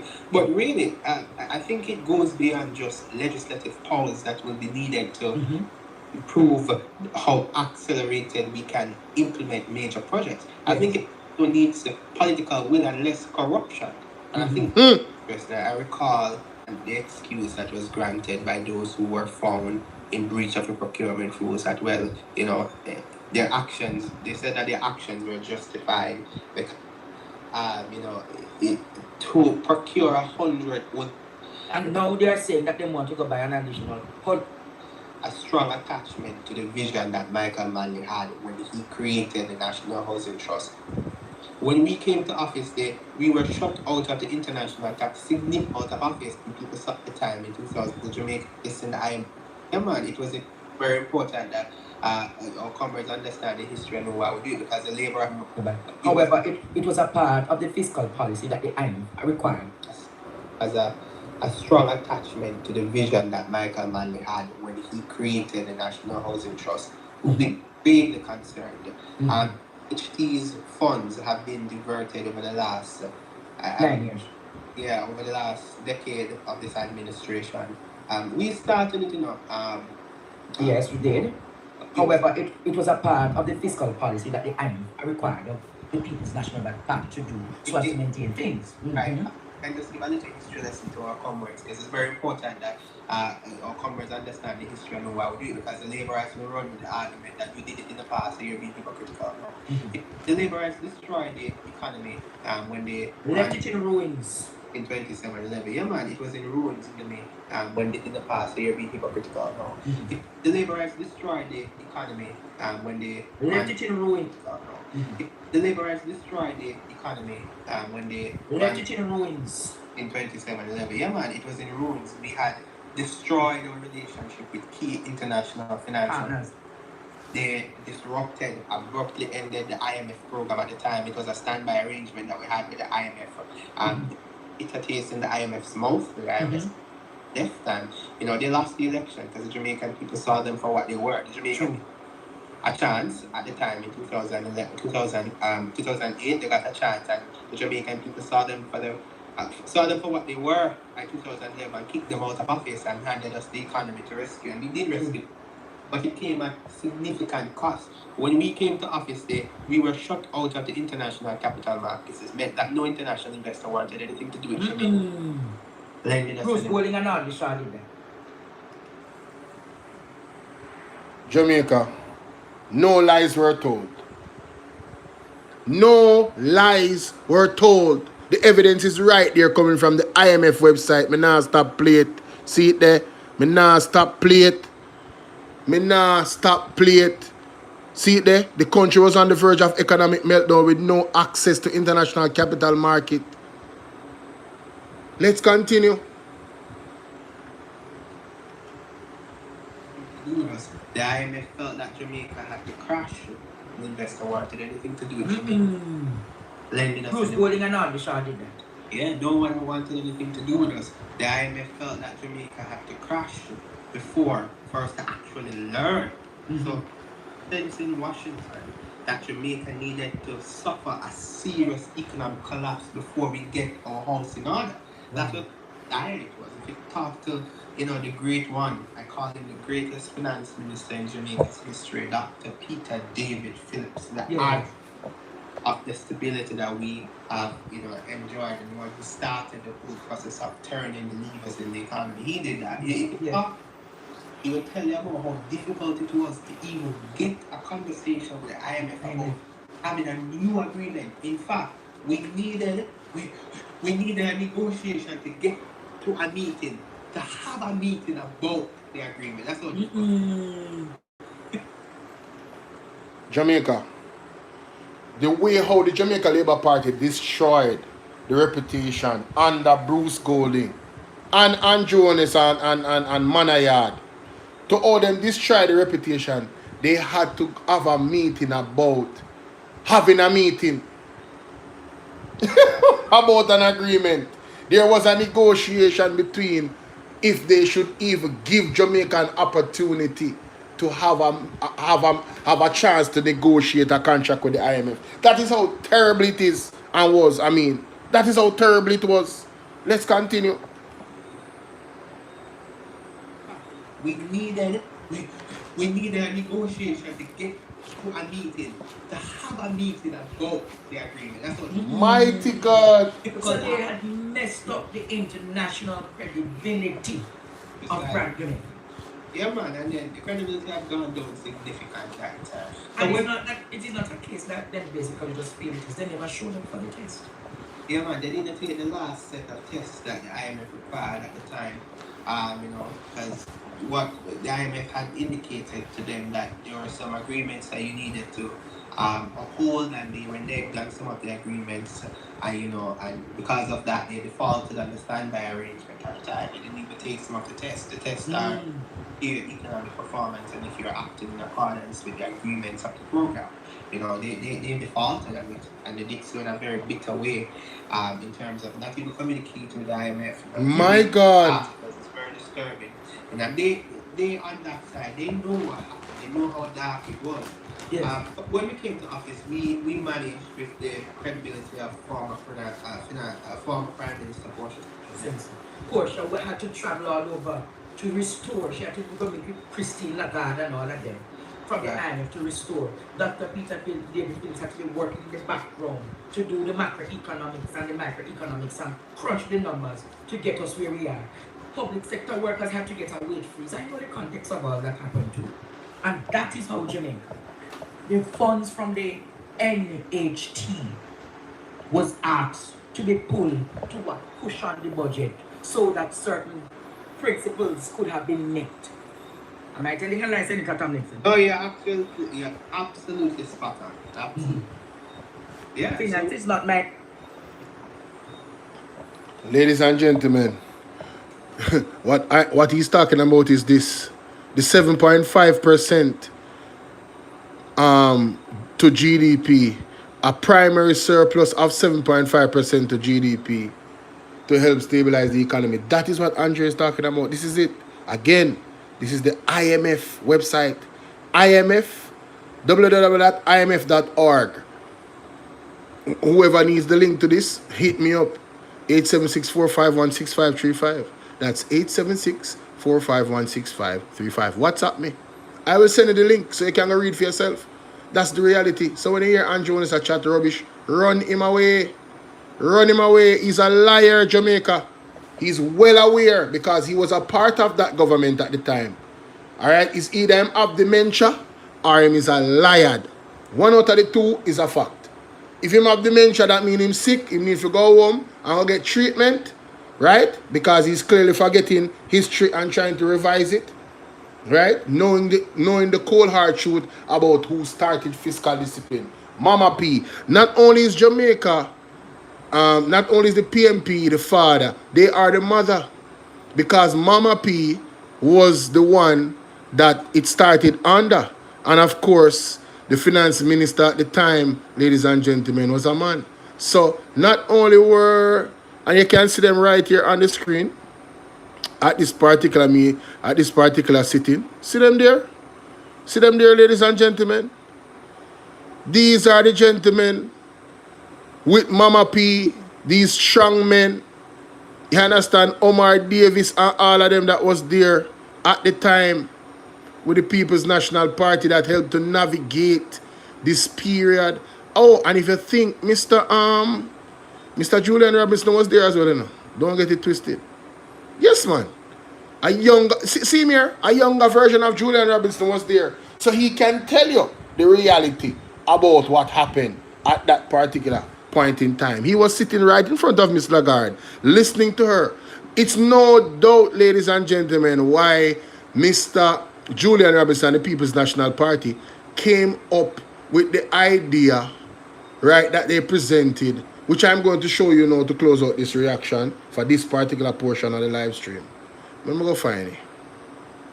Let me go find it, ladies and gentlemen. It's very important that I do.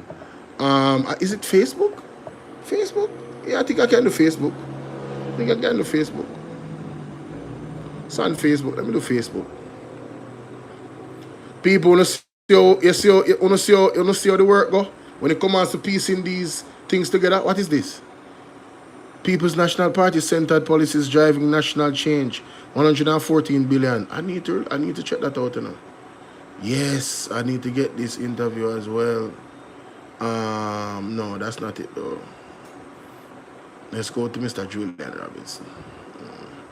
Well, maybe I can do it in terms of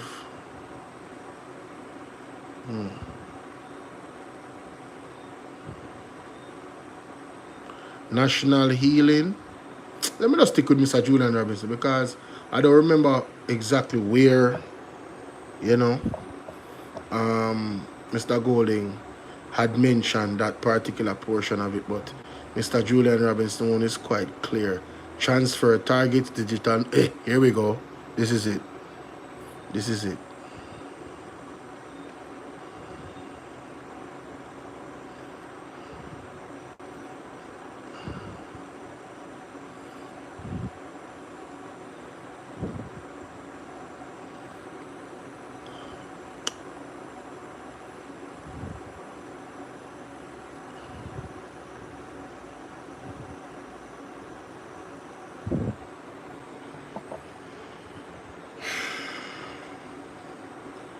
All right, Jamaica. So let's go to what Miss Lagarde said, and then we go to what Julie. We're gonna show you the beginning, and then you know why Mr. Julian Robinson went there with this. Listen to this. Key reforms that had been pending for a long time were implemented. In particular, the tax incentive legislation approved by Parliament in December 2013. Jetline, good morning. Approved in March 2014. But there are other major reforms that are on the must-do list, including improving the collection of taxes so that there is no evasion. Improving the collection of taxes so there's no evasion. Well, he came with the solution, and the Jamaica Labour Party has chosen not to listen to this. Listen to this, ladies and gentlemen.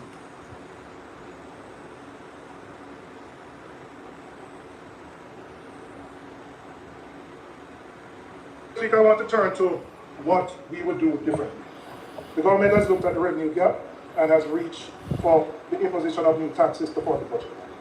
And the continued drawdown of the NHP, 11.4 billion. We have looked at a similar gap, and we have determined an alternative way to fund the budget while balancing the lives of the Jamaicans. Carlos Wagwan, Jetline, big up.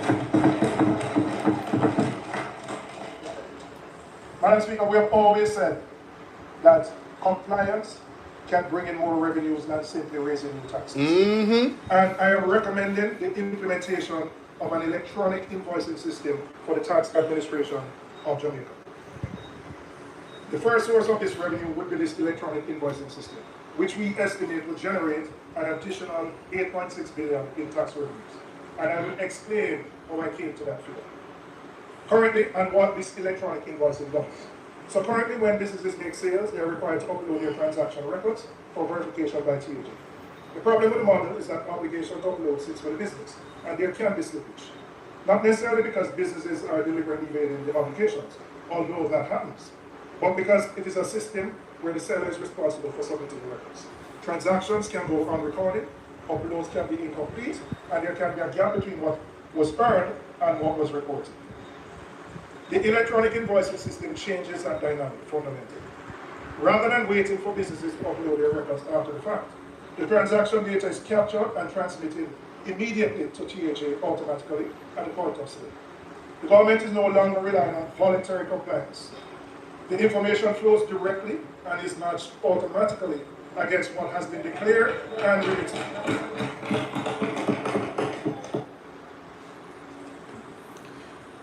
I don't need to go any further into that, ladies and gentlemen. Mrs. Lagarde from the IMF 11 years ago told Jamaica that they needed to have better tax collection systems. And of course, the Jamaica Labour Party has been in power for 10 years and they have not improved same. And there's no argument about this, ladies and gentlemen. You know why? There's an article right here. TAJ warns against false income tax filings. Right?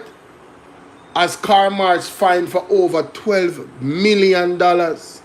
Ladies and gentlemen, at the end of this article and the end of this actual situation, I can show you right here, where the car marts had to fork up $4 billion worth of cash that they owe the government. See it here? Following the court proceedings, the companies filed 32 amended income tax returns for the years of 2020 to 2023, right? Declaring gross income just over $4 billion. Over $4 billion, a significant increase from zero income previously reported. So this is what Mr. Julian Robinson is attacking, you know. This reality that companies file nil, knowing that they made money and is robbing the country of billions of dollars, and this is between 2020 and 2023. So can you imagine how much companies and how much people has been robbing Jamaica of tax dollars that they should be paying, that they owe the country, that the country should get? Not more than what they should be giving, you know, but what they should be giving in the first place. Can you imagine if those monies were collected and used to build the infrastructure and all of these things? Possibly a Hurricane Melissa, we would be able to prepare for somewhat better than we did before, where the drains would be clean, the roads would be fixed properly if they get the right people to do the roads and get the right material to do the roads. Things would be better, Jamaica. So the PMP has come with the solution, and Andrew Jones has come with gimmicks, talking about fiscally discipline. Fiscally discipline where? Fiscally prudent where? You are not the father and you are not the mother. Mama P is the mother and the People's National Party is the father at the time, the finance minister. Alright? So let's get that clear. Let's move on. I rest my case. I rest my case on that, ladies and gentlemen. Moving on to the next. Andrew Jones is not ready for this, you know. Alright, so make we move on. Let me just skip through, because I'll be a foolish as my chat, you know. Be a foolish as my chat. Oh, Lord have mercy. That's not it. I don't want to go there.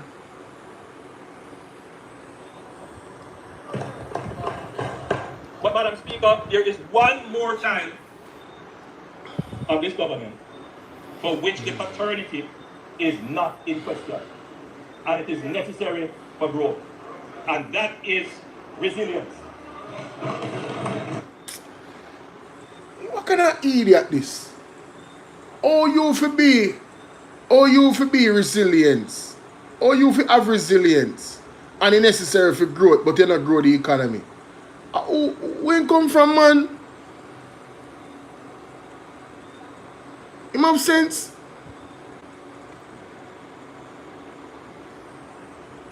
What's going on there, man? For which the paternity. But, Madam Speaker, there is one more time of this government for which the paternity is not in question, and it is necessary for growth, and that is resilience.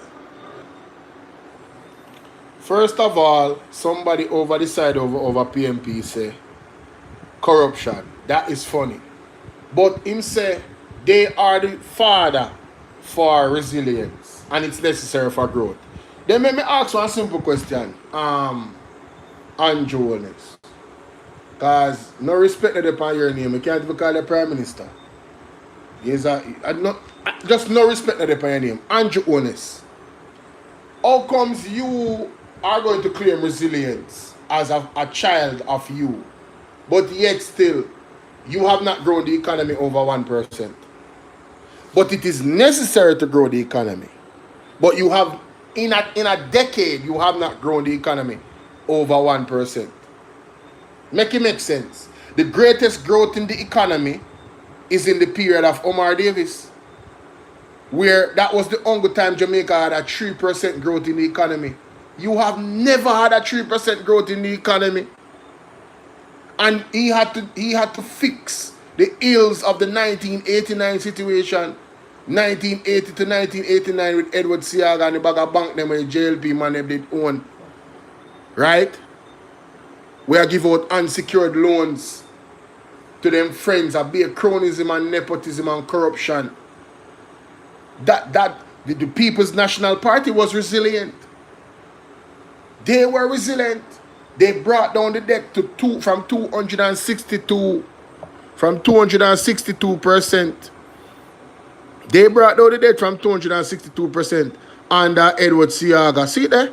In 1980, when Seaga came to power, the Jamaica debt to GDP was 63%. The debt ballooned to 262% of GDP in 1989, which represents an increase of 315% in Jamaica's indebtedness over a 9-year period of the JLP Seaga-led administration. That is what Seaga did. You guys are not fiscally prudent, disciplined, and have no resilience. If you did, we would not have been in that situation. So that here's just another lie, ladies and gentlemen. Out of this 1,000 lie where Andrew was telling in budget speech. And trust me, I don't think I am anywhere in this speech. I'm at 1 hour in, and the amount of things I've had to debunk already. It's ridiculous. They are not the baby of resilience. The people of Jamaica is resilient. The People's National Party is resilient because they are for the people. Plain and simple. Let's move on. I just had this one look at video for that.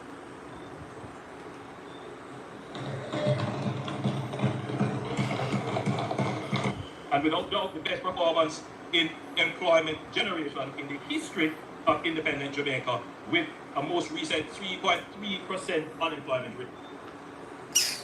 My next live, somebody have make me work too hard there, man. My next live, I have to go debunk. Lord have mercy. No, sir, I can't believe this. This is unbelievable. And without doubt, the best performance.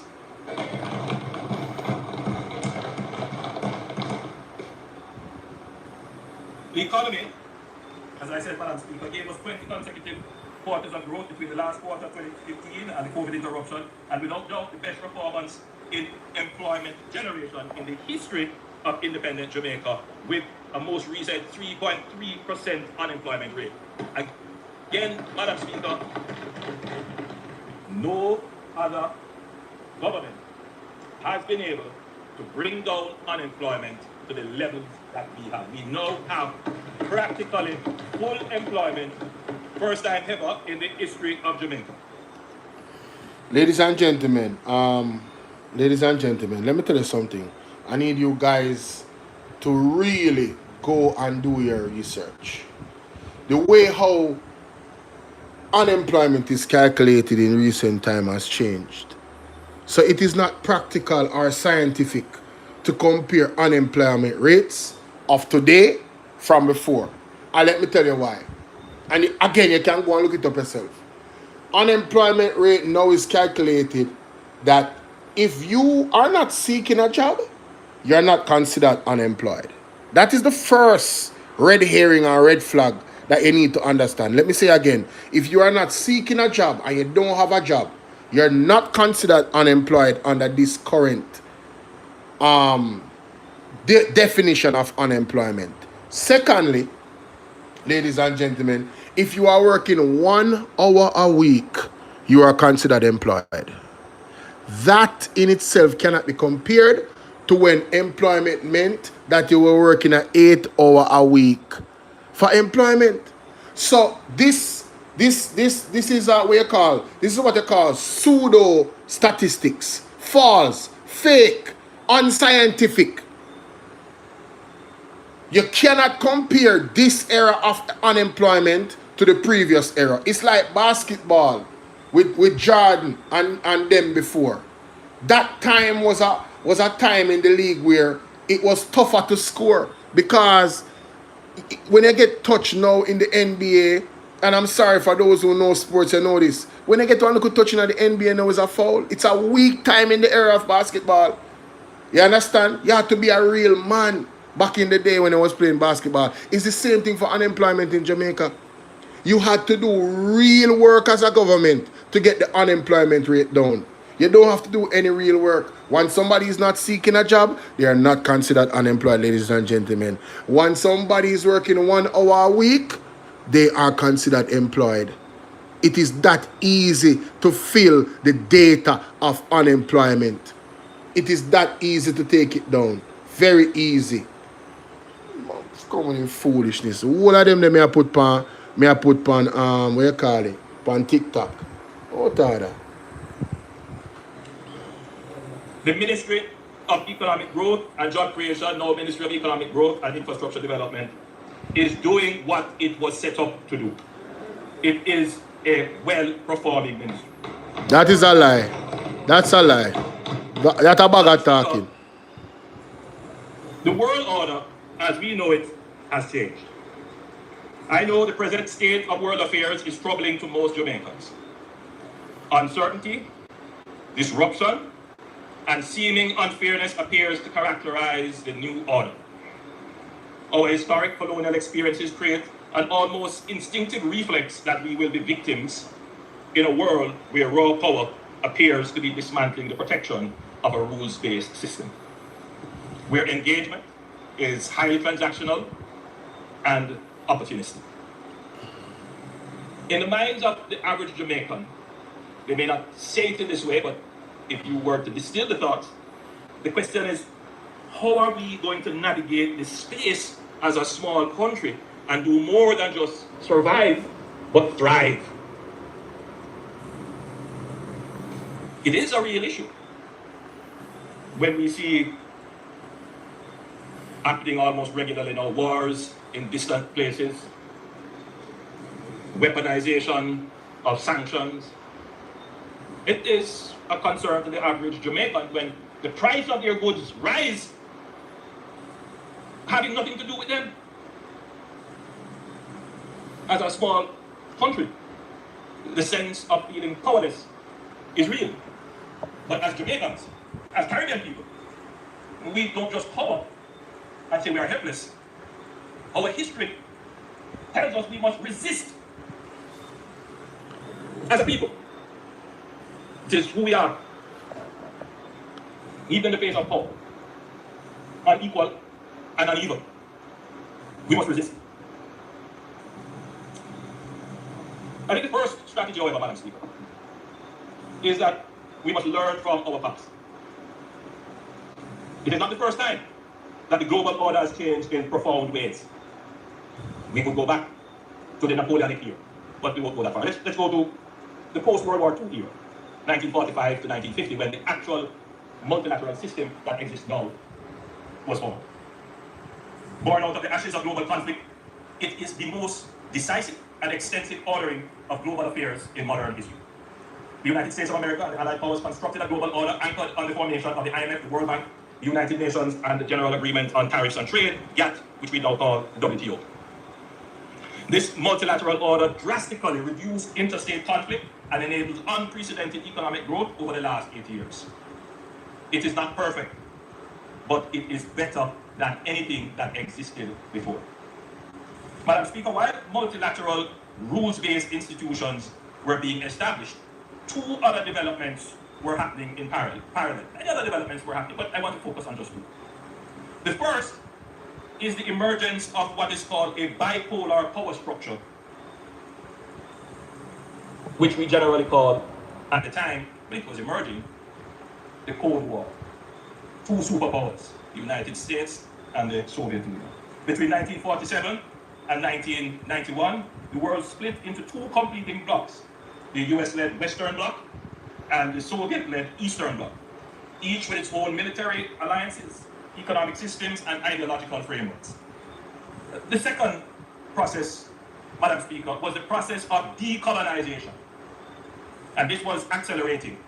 Empires could no longer afford their colonies. Resistance against colonialism internally increased, moving dozens of states to independence across the world. Asia in the 1940s through to the 1950s. Africa in the 1950s through to the 1970s. And the Caribbean in the 1960s through to the 1980s. Yo, look at my man. Yo, the man is like, what is this guy talking about? How did we get here? Why are we getting a history lesson in Cold Wars? Are we talking about the economy? But we're gonna listen. Like we hear him. The United Nations started in 1945 with 51 countries. Today, it has 193 countries. Newly independent states joining this new rules-based multilateral system essentially created a third bloc. And you would hear these terms being used, I certainly heard it when I was growing up, referring to this third bloc as the third world. So the new system of global order, when it emerged with two blocks, the Western Bloc, the Eastern Bloc, divided by a Cold War, a process of decolonization which gave states independence, creating a third bloc. Madam Speaker, the multilateral system afforded newly independent nations like Jamaica a voice and a vote. That was very important. Yeah, get to it. Multilateral system. Yo, let me speed up this. Let me speed up this, because I can't. But Madam Speaker, we had no power. We had no military power. And we had no economic power. Madam Speaker, both superpowers sought to control this third bloc, to expand their spheres of influence, secure strategic geographies, access resources and markets, and spread their culture and ideology. Or simply put, to exercise hegemony. This was the context within which Jamaica started its navigation of a complex global system and its independence. Yeah, all right. At the outset, yes. Right Excellence Sir Alexander Bustamante, when asked about Jamaica's alignment, declared, "We are with the West." A simple yet profound framing of Jamaica's foreign policy. Yeah. Economic and social program and political direction. Yeah. The Jamaica Labour Party has always taken a pragmatic yet principled approach to the multilateral system and the vicissitudes of the poles of powers within it, while staunchly maintaining our independence of thought and agency to act in our best interest. Its navigation of a complex superpowers sought to control this third bloc, to expand their spheres of influence, secure strategic geographies, access resources and markets, and spread their culture and ideology. Or simply put, to exercise hegemony of a complex global system at its independence. At the outset,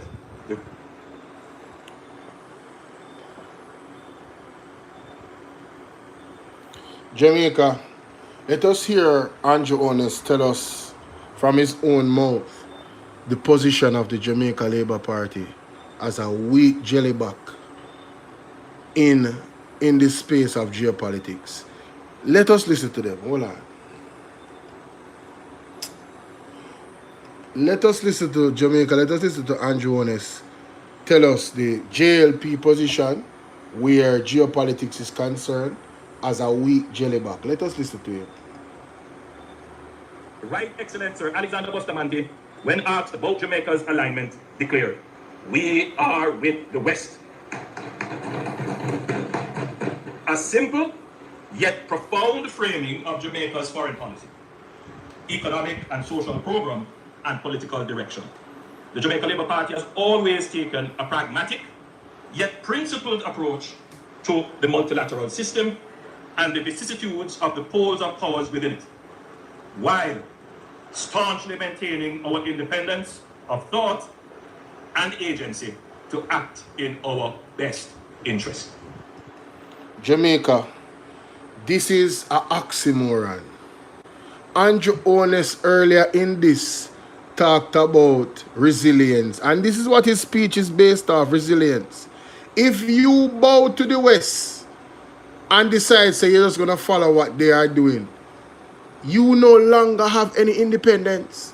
So if they are going in the direction that is counterproductive to you, case in point, the Cuban doctors them that was here giving our people, I mean, magnificent healthcare services, and you dash with the Cuban them because of pressure from the United States. That makes you a puppet. So the Jamaica Labour Party is a puppet to the West. They don't always, more often than not, they do not do the things that actually benefit the people of Jamaica. And I am going to go there now, you know. I am going to go there. Let me just show you something to show you that this man is a two-mouth. Hold on. Make me find back the part where him say, so, let me see something here, so ladies and gentlemen.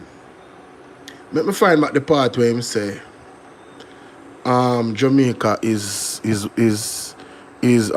resisting. Let me find back the part where him say. Hold on there. And the General Agreement on Tariffs on Trade, GATT, which we now call WTO.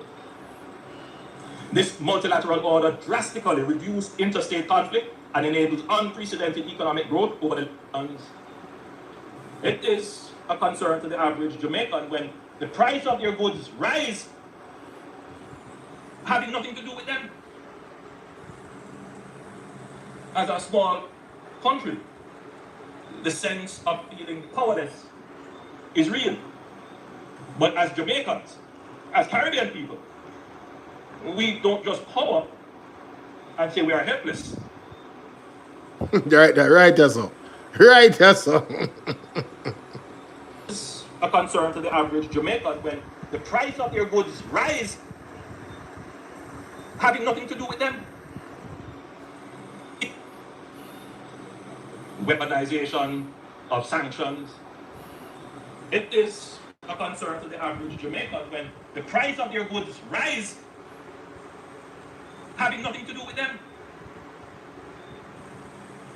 As a small country, the sense of feeling powerless is real. But as Jamaicans, as Caribbean people, we don't just power and say we are helpless. Our history tells us we must resist as a people. It is who we are, even in the face of power, unequal and uneven. We must resist.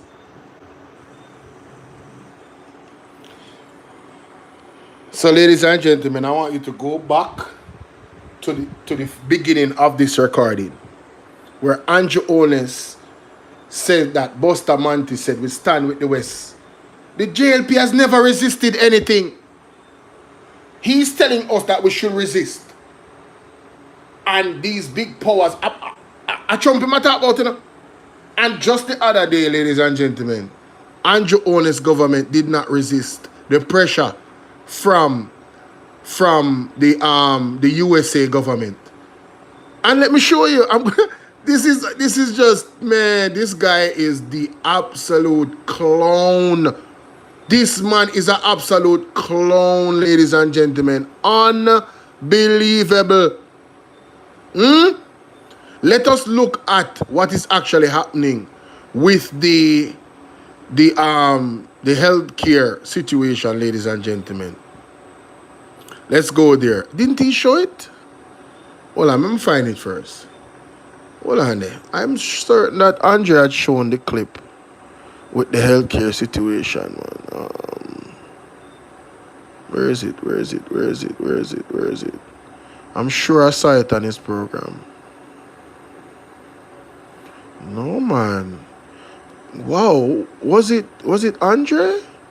Or was it Mystic Sensei? I wonder if I'm Mystic. I believe I saw it on Andre's program. Oh yeah, it should be somewhere. Ah, here it is. Here it is. Here it is. Here it is. Got it. Alright, so I found it, ladies and gentlemen. Let's take a look at this. Wow. Big up to Andre Stevens. Make sure you go follow PD TV, ladies and gentlemen. Let's look at the resilience of the Jamaica Labour Party to powers like the United States and what it has yielded for the most vulnerable people here in Jamaica where the Cuban doctors are concerned. Seriously, no, gentlemen. The Cuban Eye program in Jamaica is in a serious crisis. Let's just look at what is happening with the people showing up at the clinics. Ishmael, you prepare. The eve of the end of the Cuban Eye Care program did not deter Jamaicans from showing up at the St. Joseph's Hospital, hoping to get assessed by the Cuban healthcare workers. It's been this way since the government's announcement 2 weeks ago. It's also brought into sharp focus the prevalence of cataract in Jamaica. Jamaica Maitland has his primetime news call. It was Shakespeare who said the eyes are the windows to the soul, but for thousands of Jamaicans with eye disease, keeping them open has been a challenge. Under the Cuban Eye Care program, however, thousands of Jamaicans have been given a second chance.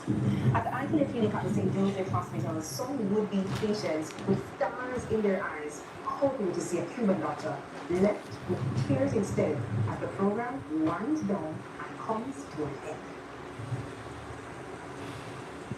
Bandage over one eye, a confident Earl Jones is now cataract-free. He's one of 130 patients who, according to Health Minister Dr. Christopher Tufton, was already scheduled for surgery at the Eye Care Clinic. Well, I'm glad that I got through, but there are many that didn't, you know, so I feel it for them. 81-year-old Novin Ibaks is among those left disappointed. She was also diagnosed with cataract. She missed her appointment last year and has been trying to get back on the list. But government's announcement to end the program is not only causing her to lose her sight, but her hopes as well. They say that I'll be late. Because according to what the government has said, we have to listen to the news. That put me into what do I do? As if making her case, she unzipped her lunch bag that she hugged like a baby for her camera. In it, a brown paper bag with the items needed to perform the surgery. Under the Jamaica-Cuba Eye Care program, the surgery is free. However, patients must buy the items needed, as well as medications for post-care. As much as I have a health card, I couldn't afford to do it privately. Since its inception in 2010, the Health Ministry says more than 20,000 surgeries have been done, and more than 40,000 persons have been screened. Dr. Tufton says on average, the Cuban doctors perform 15 cataract surgeries daily between Monday and Thursday, and on Fridays, they do 15 pterygium surgeries. 12 patients do laser treatments weekly for diabetic retinopathy. I would like the government to do some research.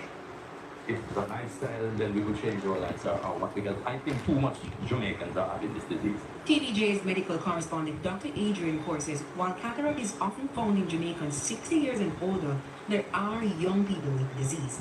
Genetics aside, lifestyle choices can increase the risk of developing cataract. We talk about smoking, toxins from alcohol, for example, right?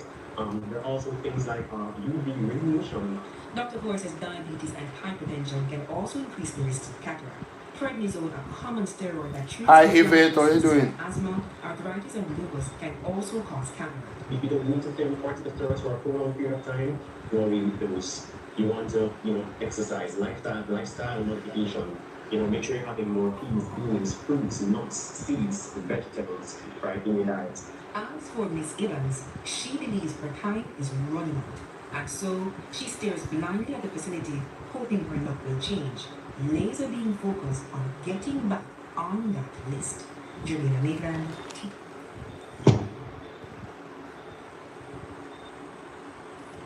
So, ladies and gentlemen, where was the resilience from the government? Listen to Andrew again. Listen to him again, Jamaica. Man, listen, bro. Can't make this up. But as Jamaicans, as Caribbean people, we don't just hover and say we are helpless. Our history tells us we must resist as a people. It is who we are. Even in the face of power. unequal, and uneven. We must resist. I think the first strategy, however, Madam Speaker, is that embracing the IMF, liberalizing it, admire the struggle between superpowers, which was not in our interest.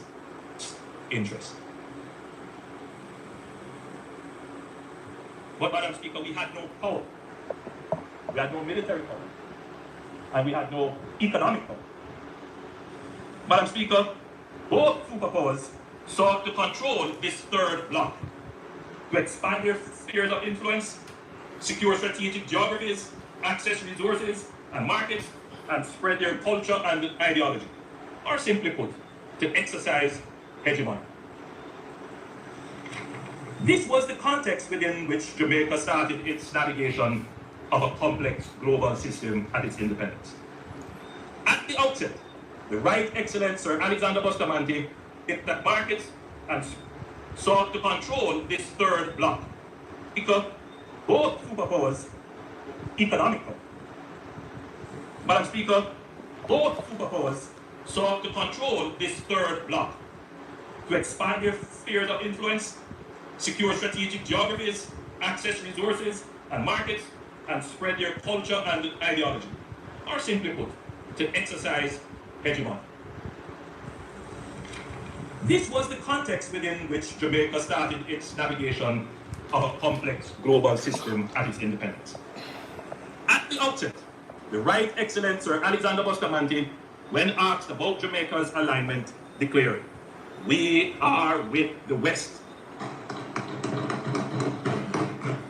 A simple yet profound framing of Jamaica's foreign policy, economic and social program, and political framing, Jamaica a voice and a vote. But, Madam Speaker, we had no power. We had no military power. And we had no economic power. Madam Speaker, both superpowers sought to control this third bloc, to expand their spheres of influence, secure strategic geographies, access resources and markets, and spread their culture and ideology. Or simply put, to exercise hegemony. This was the context within which Jamaica started its navigation of a complex global system at its independence. At the outset, the Right Excellent Sir Alexander Bustamante, when asked about Jamaica's alignment, declared, "We are with the West." So, I'm a bit confused. He talked about Jamaica being resist, no matter how powerful the country is, and we have a history and know say we're supposed to do that, we're supposed to resist. So where was the resistance from the JLP? JLP have been yes men from morning. Them have been yes men from morning, ladies and gentlemen. This is the history of them. They don't resist nothing. Them fool them tail and just cock up like one little waggle tail dog. They are house slaves. They have never resisted no superpower. Never one time. That's why Andrew Wallace in a bed with all of them. China, everybody, him never resist a superpower yet. Him is a weak jellyback. None of the labor right them no resist no superpower. Oh, I take that back. The only time them resist superpower are when I try to help others. I resist the what you call it? The extraction. But the only reason they were doing that is because of their own self-interest. Because them tie up with others. Shower labor right, shower posse, them tie up. Them tie up. So they were trying to resist at that point. That was the only time. They never resisted because it benefited Jamaica. They resisted because they want to try to cover them own ass. A lot of them. And Mr. Golding was forced to resign. You understand? Now, if you are a government that is acting in principle and legalities, superpower or not, there are rules out there that, come to your defense in terms of global laws. You understand? But I rather a leader that is gonna stand on his feet and crawl on his belly like this man. Andrew Holness crawled on his belly and put the health of the Jamaican people at back of the class and not a priority, and decided that he's going to conform and bow down to the United States in request of removing the Cuban doctors. And all they want to deny that this is true. Everybody knows that that is the reason why the Cuban doctors were removed. It's no other reason. It was never a problem for 50 years. It only was a problem what the arrangement between Jamaica and Cuba when my man in from the United States come here, Rubio, that was the first time it was an issue Jamaica. Do you want me to go and play the tape? When Rubio was here, I go and play the tape. Hold on. I go and play the tape. I go and play the tape because this man here is dangerous. This man here is dangerous. Right? Let's go to a JIS. Rubio, Jamaica. Most can find it so. Ah, there we go. There we go. That is it right there, man. Rubio visit to Jamaica, 6 vehicles, blah, blah, blah. No, I don't want to hear that. I don't want to hear that. I want to hear my talk about the Cuban doctor, them.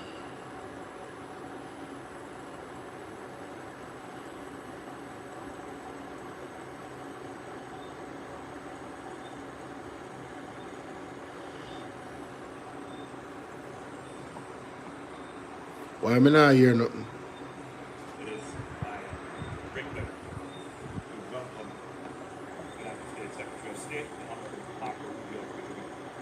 Now, I've known Secretary of State Rubio for some time, and I've always been very impressed by people. I also would say that some substantial percentage of Americans have traveled here at some point in their lives, and that also binds countries together. Nothing binds countries and cultures more closely together than people, and we certainly have that in common.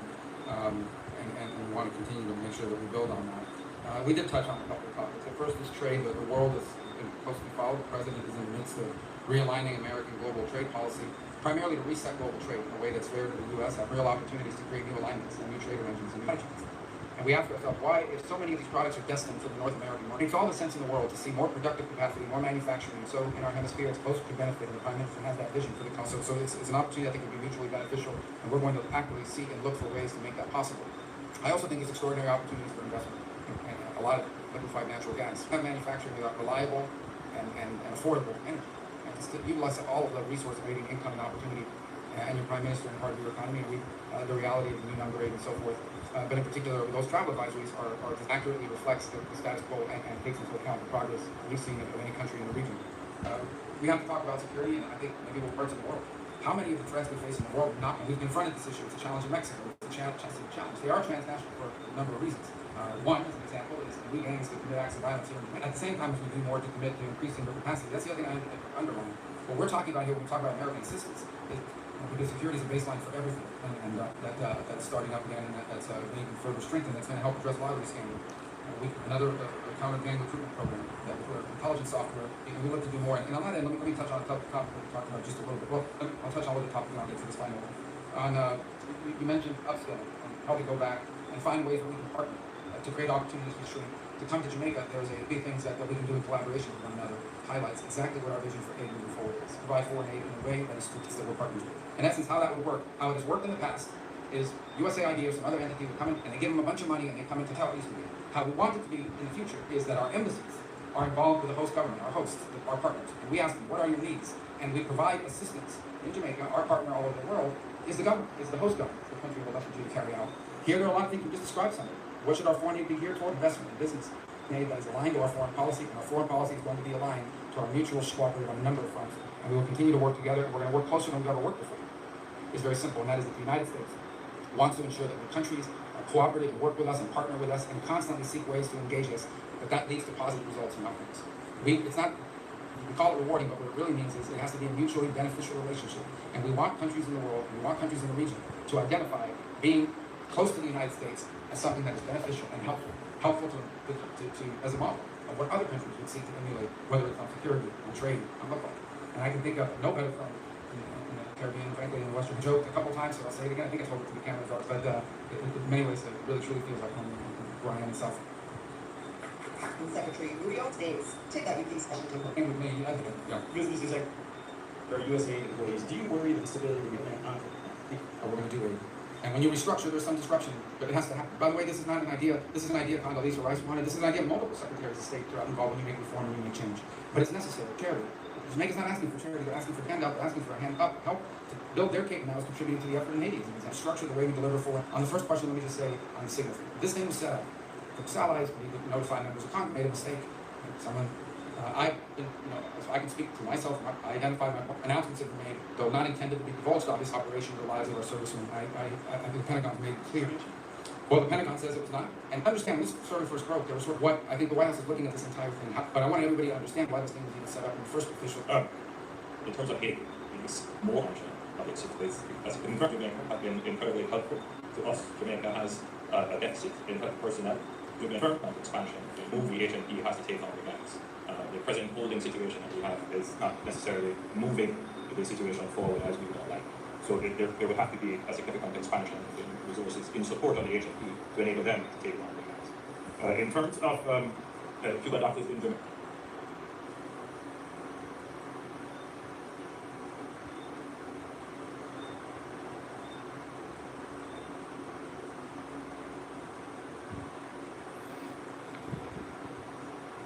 HNP to enable them to take on the gangs. In terms of Cuban doctors in Jamaica, let us be clear, the Cuban doctors in Jamaica have been incredibly helpful to us. Jamaica has a deficit in health personnel, primarily because many of our health personnel have migrated to other countries.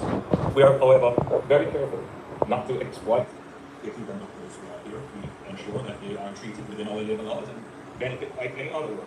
So any characterization of the program by others certainly would not be applicable to Jamaica. We are ensuring that our program complies with all the international laws and standards to which we are a part. Our next question will come from Tana Thomas from Nationwide News Network. Please stand. Secretary Rubio, my question is for questions in relation to the matter of the Cuban Medical Corporation program as well. So the medical petition has been a cornerstone of healthcare in Jamaica and the Caribbean for over 50 years, according to our foreign minister. How does the U.S. reconcile its stance on this program of regions reliance on Cuban medical professionals, and what alternatives does it propose to ensure healthcare security? Well, yeah, I think the first thing is to separate medical from the labor issue that we are pointing to. Okay, this is not about doctors. This is not about the provision of medical assistance. We have no problem with medical assistance. We have no problem with doctors. We have a problem, and I'm not speaking about Jamaica. We've discussed this today about following international labor standards and the like, but I'm just talking about this program in general, how it's operated around the world. So, ladies and gentlemen, the Cuban doctors, why are they not here anymore? According to Rubio, we're not talking about Jamaica, and according to Andrew Ones, well, we follow international laws. So, what happened to the agreement? Why is the Cuban doctors not here? Why was there a need for a change in the agreement? It is quite clear, ladies and gentlemen, that the Jamaica Labour Party is a pushover government, because he's saying right here, so that they are following international law. So what is the problem? You would want us to believe that Rubio's visit was not the catalyst that turned Jamaica government, the JLP Jamaica government, against the Cubans?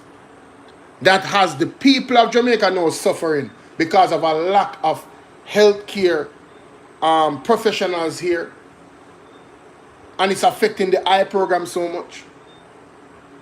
This is just part one of Andrew Jones being a weak jellyback, ladies and gentlemen. Let's go to part two. Let's go to part two.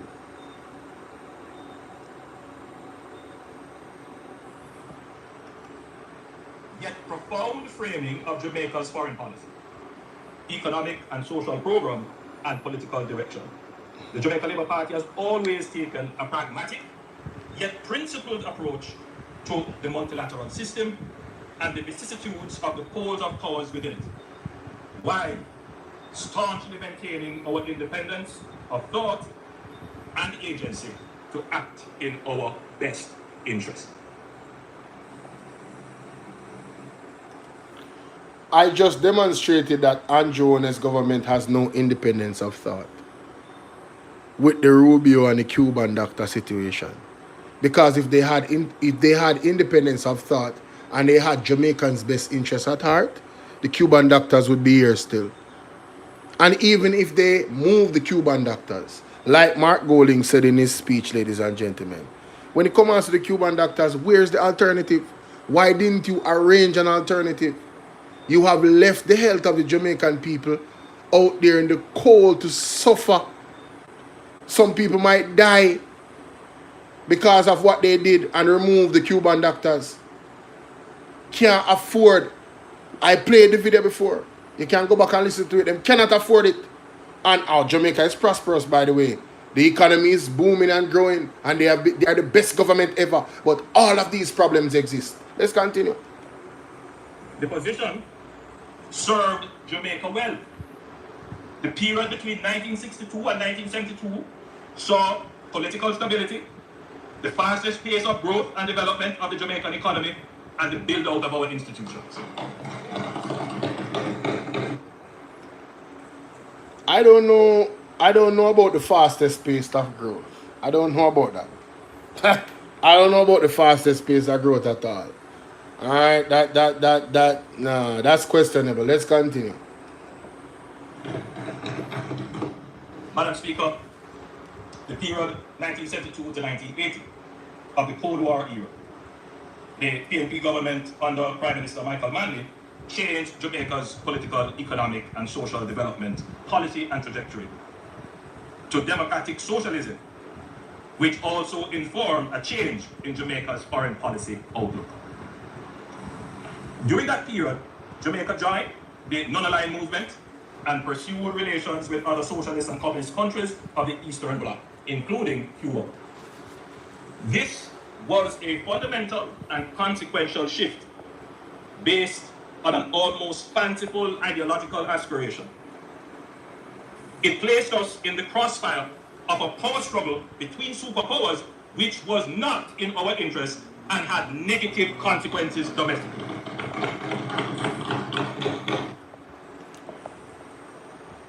Jamaica, I want you to look at all the weak jelly box on the Jamaica Labour Party side.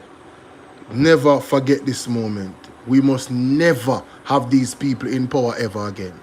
They have exposed themselves. Going back to Michael Manley that stood on his feet and not crawl on their belly.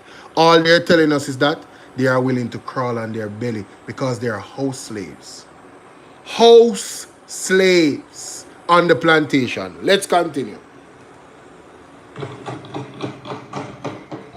This period coincided with the collapse of the Jamaican economy, our first debt crisis, the hollowing out of the middle class, and the emergence of widespread political and gang violence.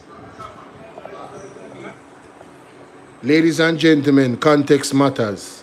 You know why those things happen? Because the United States is a bully. That's why those things happen. Those things did not naturally happen. They didn't naturally happen, ladies and gentlemen. So, what he's telling us, in essence, is that, listen, do not challenge master. Be a good slave. Be a good slave. Do not stand on your own 2 feet and you can never be free. How can you claim independence when you are a house slave? How can you claim independence when you are not resilient and you have no resurgence and you have no pride and you don't stand up on your feet? You guys are a weak jellyback. How the hell did we get free from slavery in the first place? People died, blood was shed. They rather to have their lives taken and stand up for something than fall for everything and fall in line like a weak jellyback government like the Jamaica Labour Party. Now you guys know what the roots of their belief is. Let this moment sink in. And never ever vote for a party like this. If you believe in Marcus Garvey and you believe in self-reliance, if you are a Rasta man, you can't vote for a Labour right government. This is what them believe in. They're telling you out of them own amount. Listen to the man attack Michael Manley for standing on his feet. Michael Manley did not do anything wrong, Jamaica. Michael Manley gave us free education, free health care. But no bastard no day again. Jamal. All those things were positive and in the best interest of Jamaican people's development. You hear what I said? Let's continue. Look at this weak jellyback man. Many of the challenges we face today are anchored in that period of our history. Now, look, I know what I've said here is going to stir up our answers, because people do feel very strongly about this period, but I don't think it is ventilated enough. Embarrassing. He needs some milk. No, what I've said here is not opinion. These are the facts. These are the facts. Ladies and gentlemen, it's his opinion. It's not a fact. It's not a fact. When he wants to supersede to say these are the reasons why Jamaica have the problem that they have, no, it is not. It is not the reason why. That is a lie. Again, all he's saying is that you should bow down, Jamaica. Bow down. That's all he's saying. And I'm going to go back to the oxymoron because this man is a two-mouth cutlass. How can he claim that we should bow down and then tell us to resist? Let's go back to him telling us to resist. All right, and then we go back to this. Let's go back. Let's go back. The first is stability. It is a well-performing ministry. It is who we are. Even in the face of power, unequal and uneven, we must resist. So on one hand, he's telling us to resist. But on the other hand, Michael Manley should have not resisted. Unless you say this man I want buffoon, this man I want idiot. Unless you say man I talk out a two-sided mouth. I can't respect this man here, man. Only listen to this. Coincided with the collapse of the Jamaican economy of the Eastern Bloc, including Cuba, based on an almost fanciful ideological outlook. Minister Michael Manley changed Jamaica's political, economic, and social development policy and trajectory to democratic socialism, which also informed a change in Jamaica's foreign policy outlook. During that period, Jamaica joined the non-aligned movement and pursued relations with other socialist and communist countries of the Eastern Bloc, including Cuba. This was a fundamental and consequential shift based on an almost fanciful ideological aspiration. It placed us in the crossfire of a power struggle between superpowers which was not in our interest and had negative consequences domestically.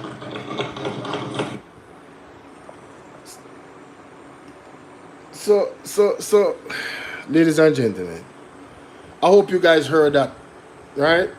So, according to him, do you guys know Muhammad Ali? Muhammad Ali, right? Let us go to Muhammad Ali. Just for a little bit of history lesson to show you how of a weak jellyback Andrew is. He talks about resisting, but doesn't want to have anything to do with resisting, right? Nothing to do with. He's a Muhammad Ali. Let me just pause the reaction. Because I don't want Muhammad Ali. Let me just cut it. Muhammad Ali. A little history lesson on Muhammad Ali.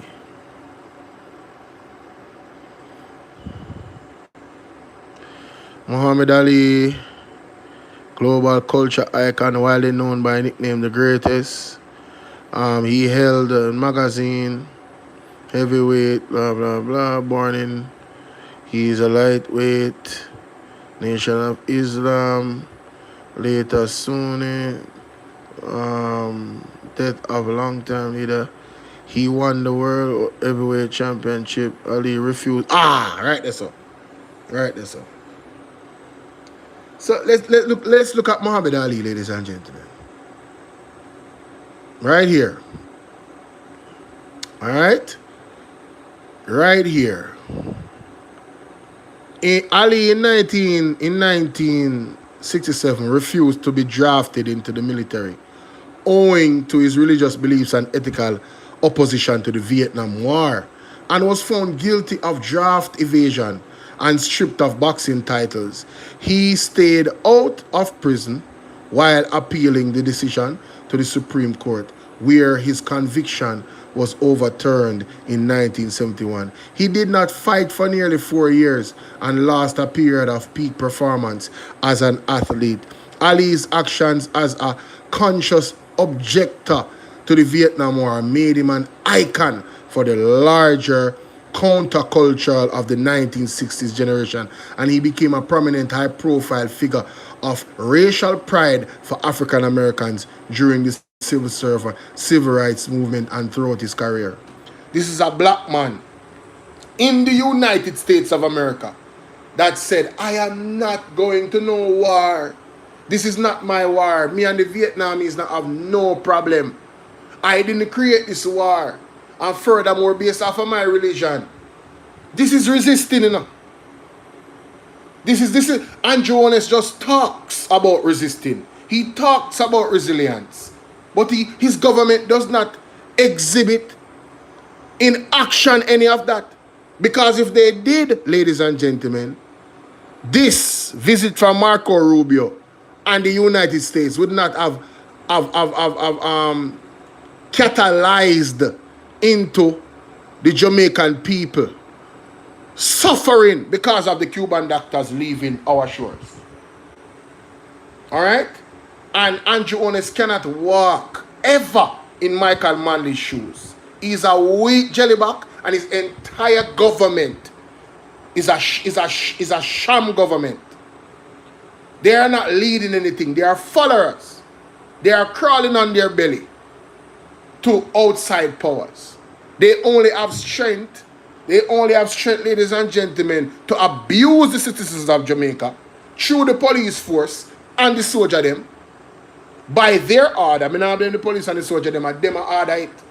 And them say, where them say, I make the police them do what them do. Zin and unaliving our citizens. Oh, and by the way, they are now going to increase the sufferation of the Jamaican people with the decision to remove the Cuban doctors. Why? Because they are weak jellybacks. They are not leaders, they are followers. They are conformists. They conform to the slave master. He could never be a Muhammad Ali. He could never be a great. He could never be a great like Michael Manley. Even if he strip Michael off his name, he middle name when father gave him, have the audacity to come out here in 2026 in our budget speech, right? To come and talk about Michael Manley's decision is the reason why Jamaica, this man wants to blame the failure of his government to grow this economy, to make Jamaica a better place to live, work. People are living in drones, brain drain, and now they're suffering, the poor people that are here, where free medical care with a great relationship with Cuba is concerned. Grandmothers, grandfathers, granduncles, and aunties, mothers, fathers are going to be affected by this. Thousands of Jamaicans that was helped, and thousands more is not going to get help because of the Jamaica Labour Party government being a weak jellyback. Not only a weak jellyback, but not being prepared to supplement the gap that is going to be taken. Is God doing this, you know? God is exposing them, ladies and gentlemen. And I pray that the Jamaican people rise up and wise up and understand who we're dealing with. And I rest my case again. Ladies and gentlemen, I am at the 1 hour and 15 minute mark. I will start another show tomorrow. It is late, and I am going to do a show in the morning or the afternoon, and I'm going to go back to this because I was charged by one of my supporters. Him probably listening right now, or I'm listening. And he will listen later. Let me tell you, him said this. Because I put it out on one video. Let me show you. Him said this, Jamaica. Him said this. I want to show you something because this is unbelievable. This is some demonic stuff. Look at this. Hey, Bolo, what the fuck is that an Andrew face? What kind of changes is an Andrew face, man? What is that? Only on his face alone, but there's nobody else face inside here looking like you switch to that and then come on. What is that? What the hell? Oh my God, no way. Hey, Bolo, what the fuck is that an Andrew? Jamaica want to Andrew face also. This is some demonic shit. Look for Andrew face.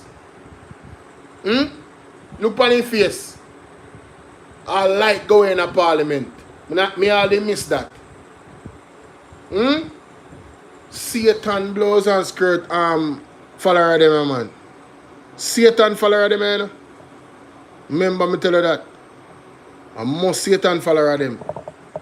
You understand? But me leave it there, so ladies and gentlemen. Thank you so much. Enough people are going to vex, but we're no business. We're no business, you know. We're no business if we don't want to vex. We are continue to tell you our opinion. The truth versus the reality, ladies and gentlemen. You understand? So part 2, I'll be doing part 2. And, you know, me not got my bed now, obviously. Me have got us load up some thumbnails and some titles to put out them video periodically through the day. And BOLO V&R and BOLO V&R. BOLO V&R 2.0 and BOLO V&R clips. If you haven't yet subscribed, make sure you subscribe to the platform, ladies and gentlemen. Consider to become a member of the platform as well. Alright?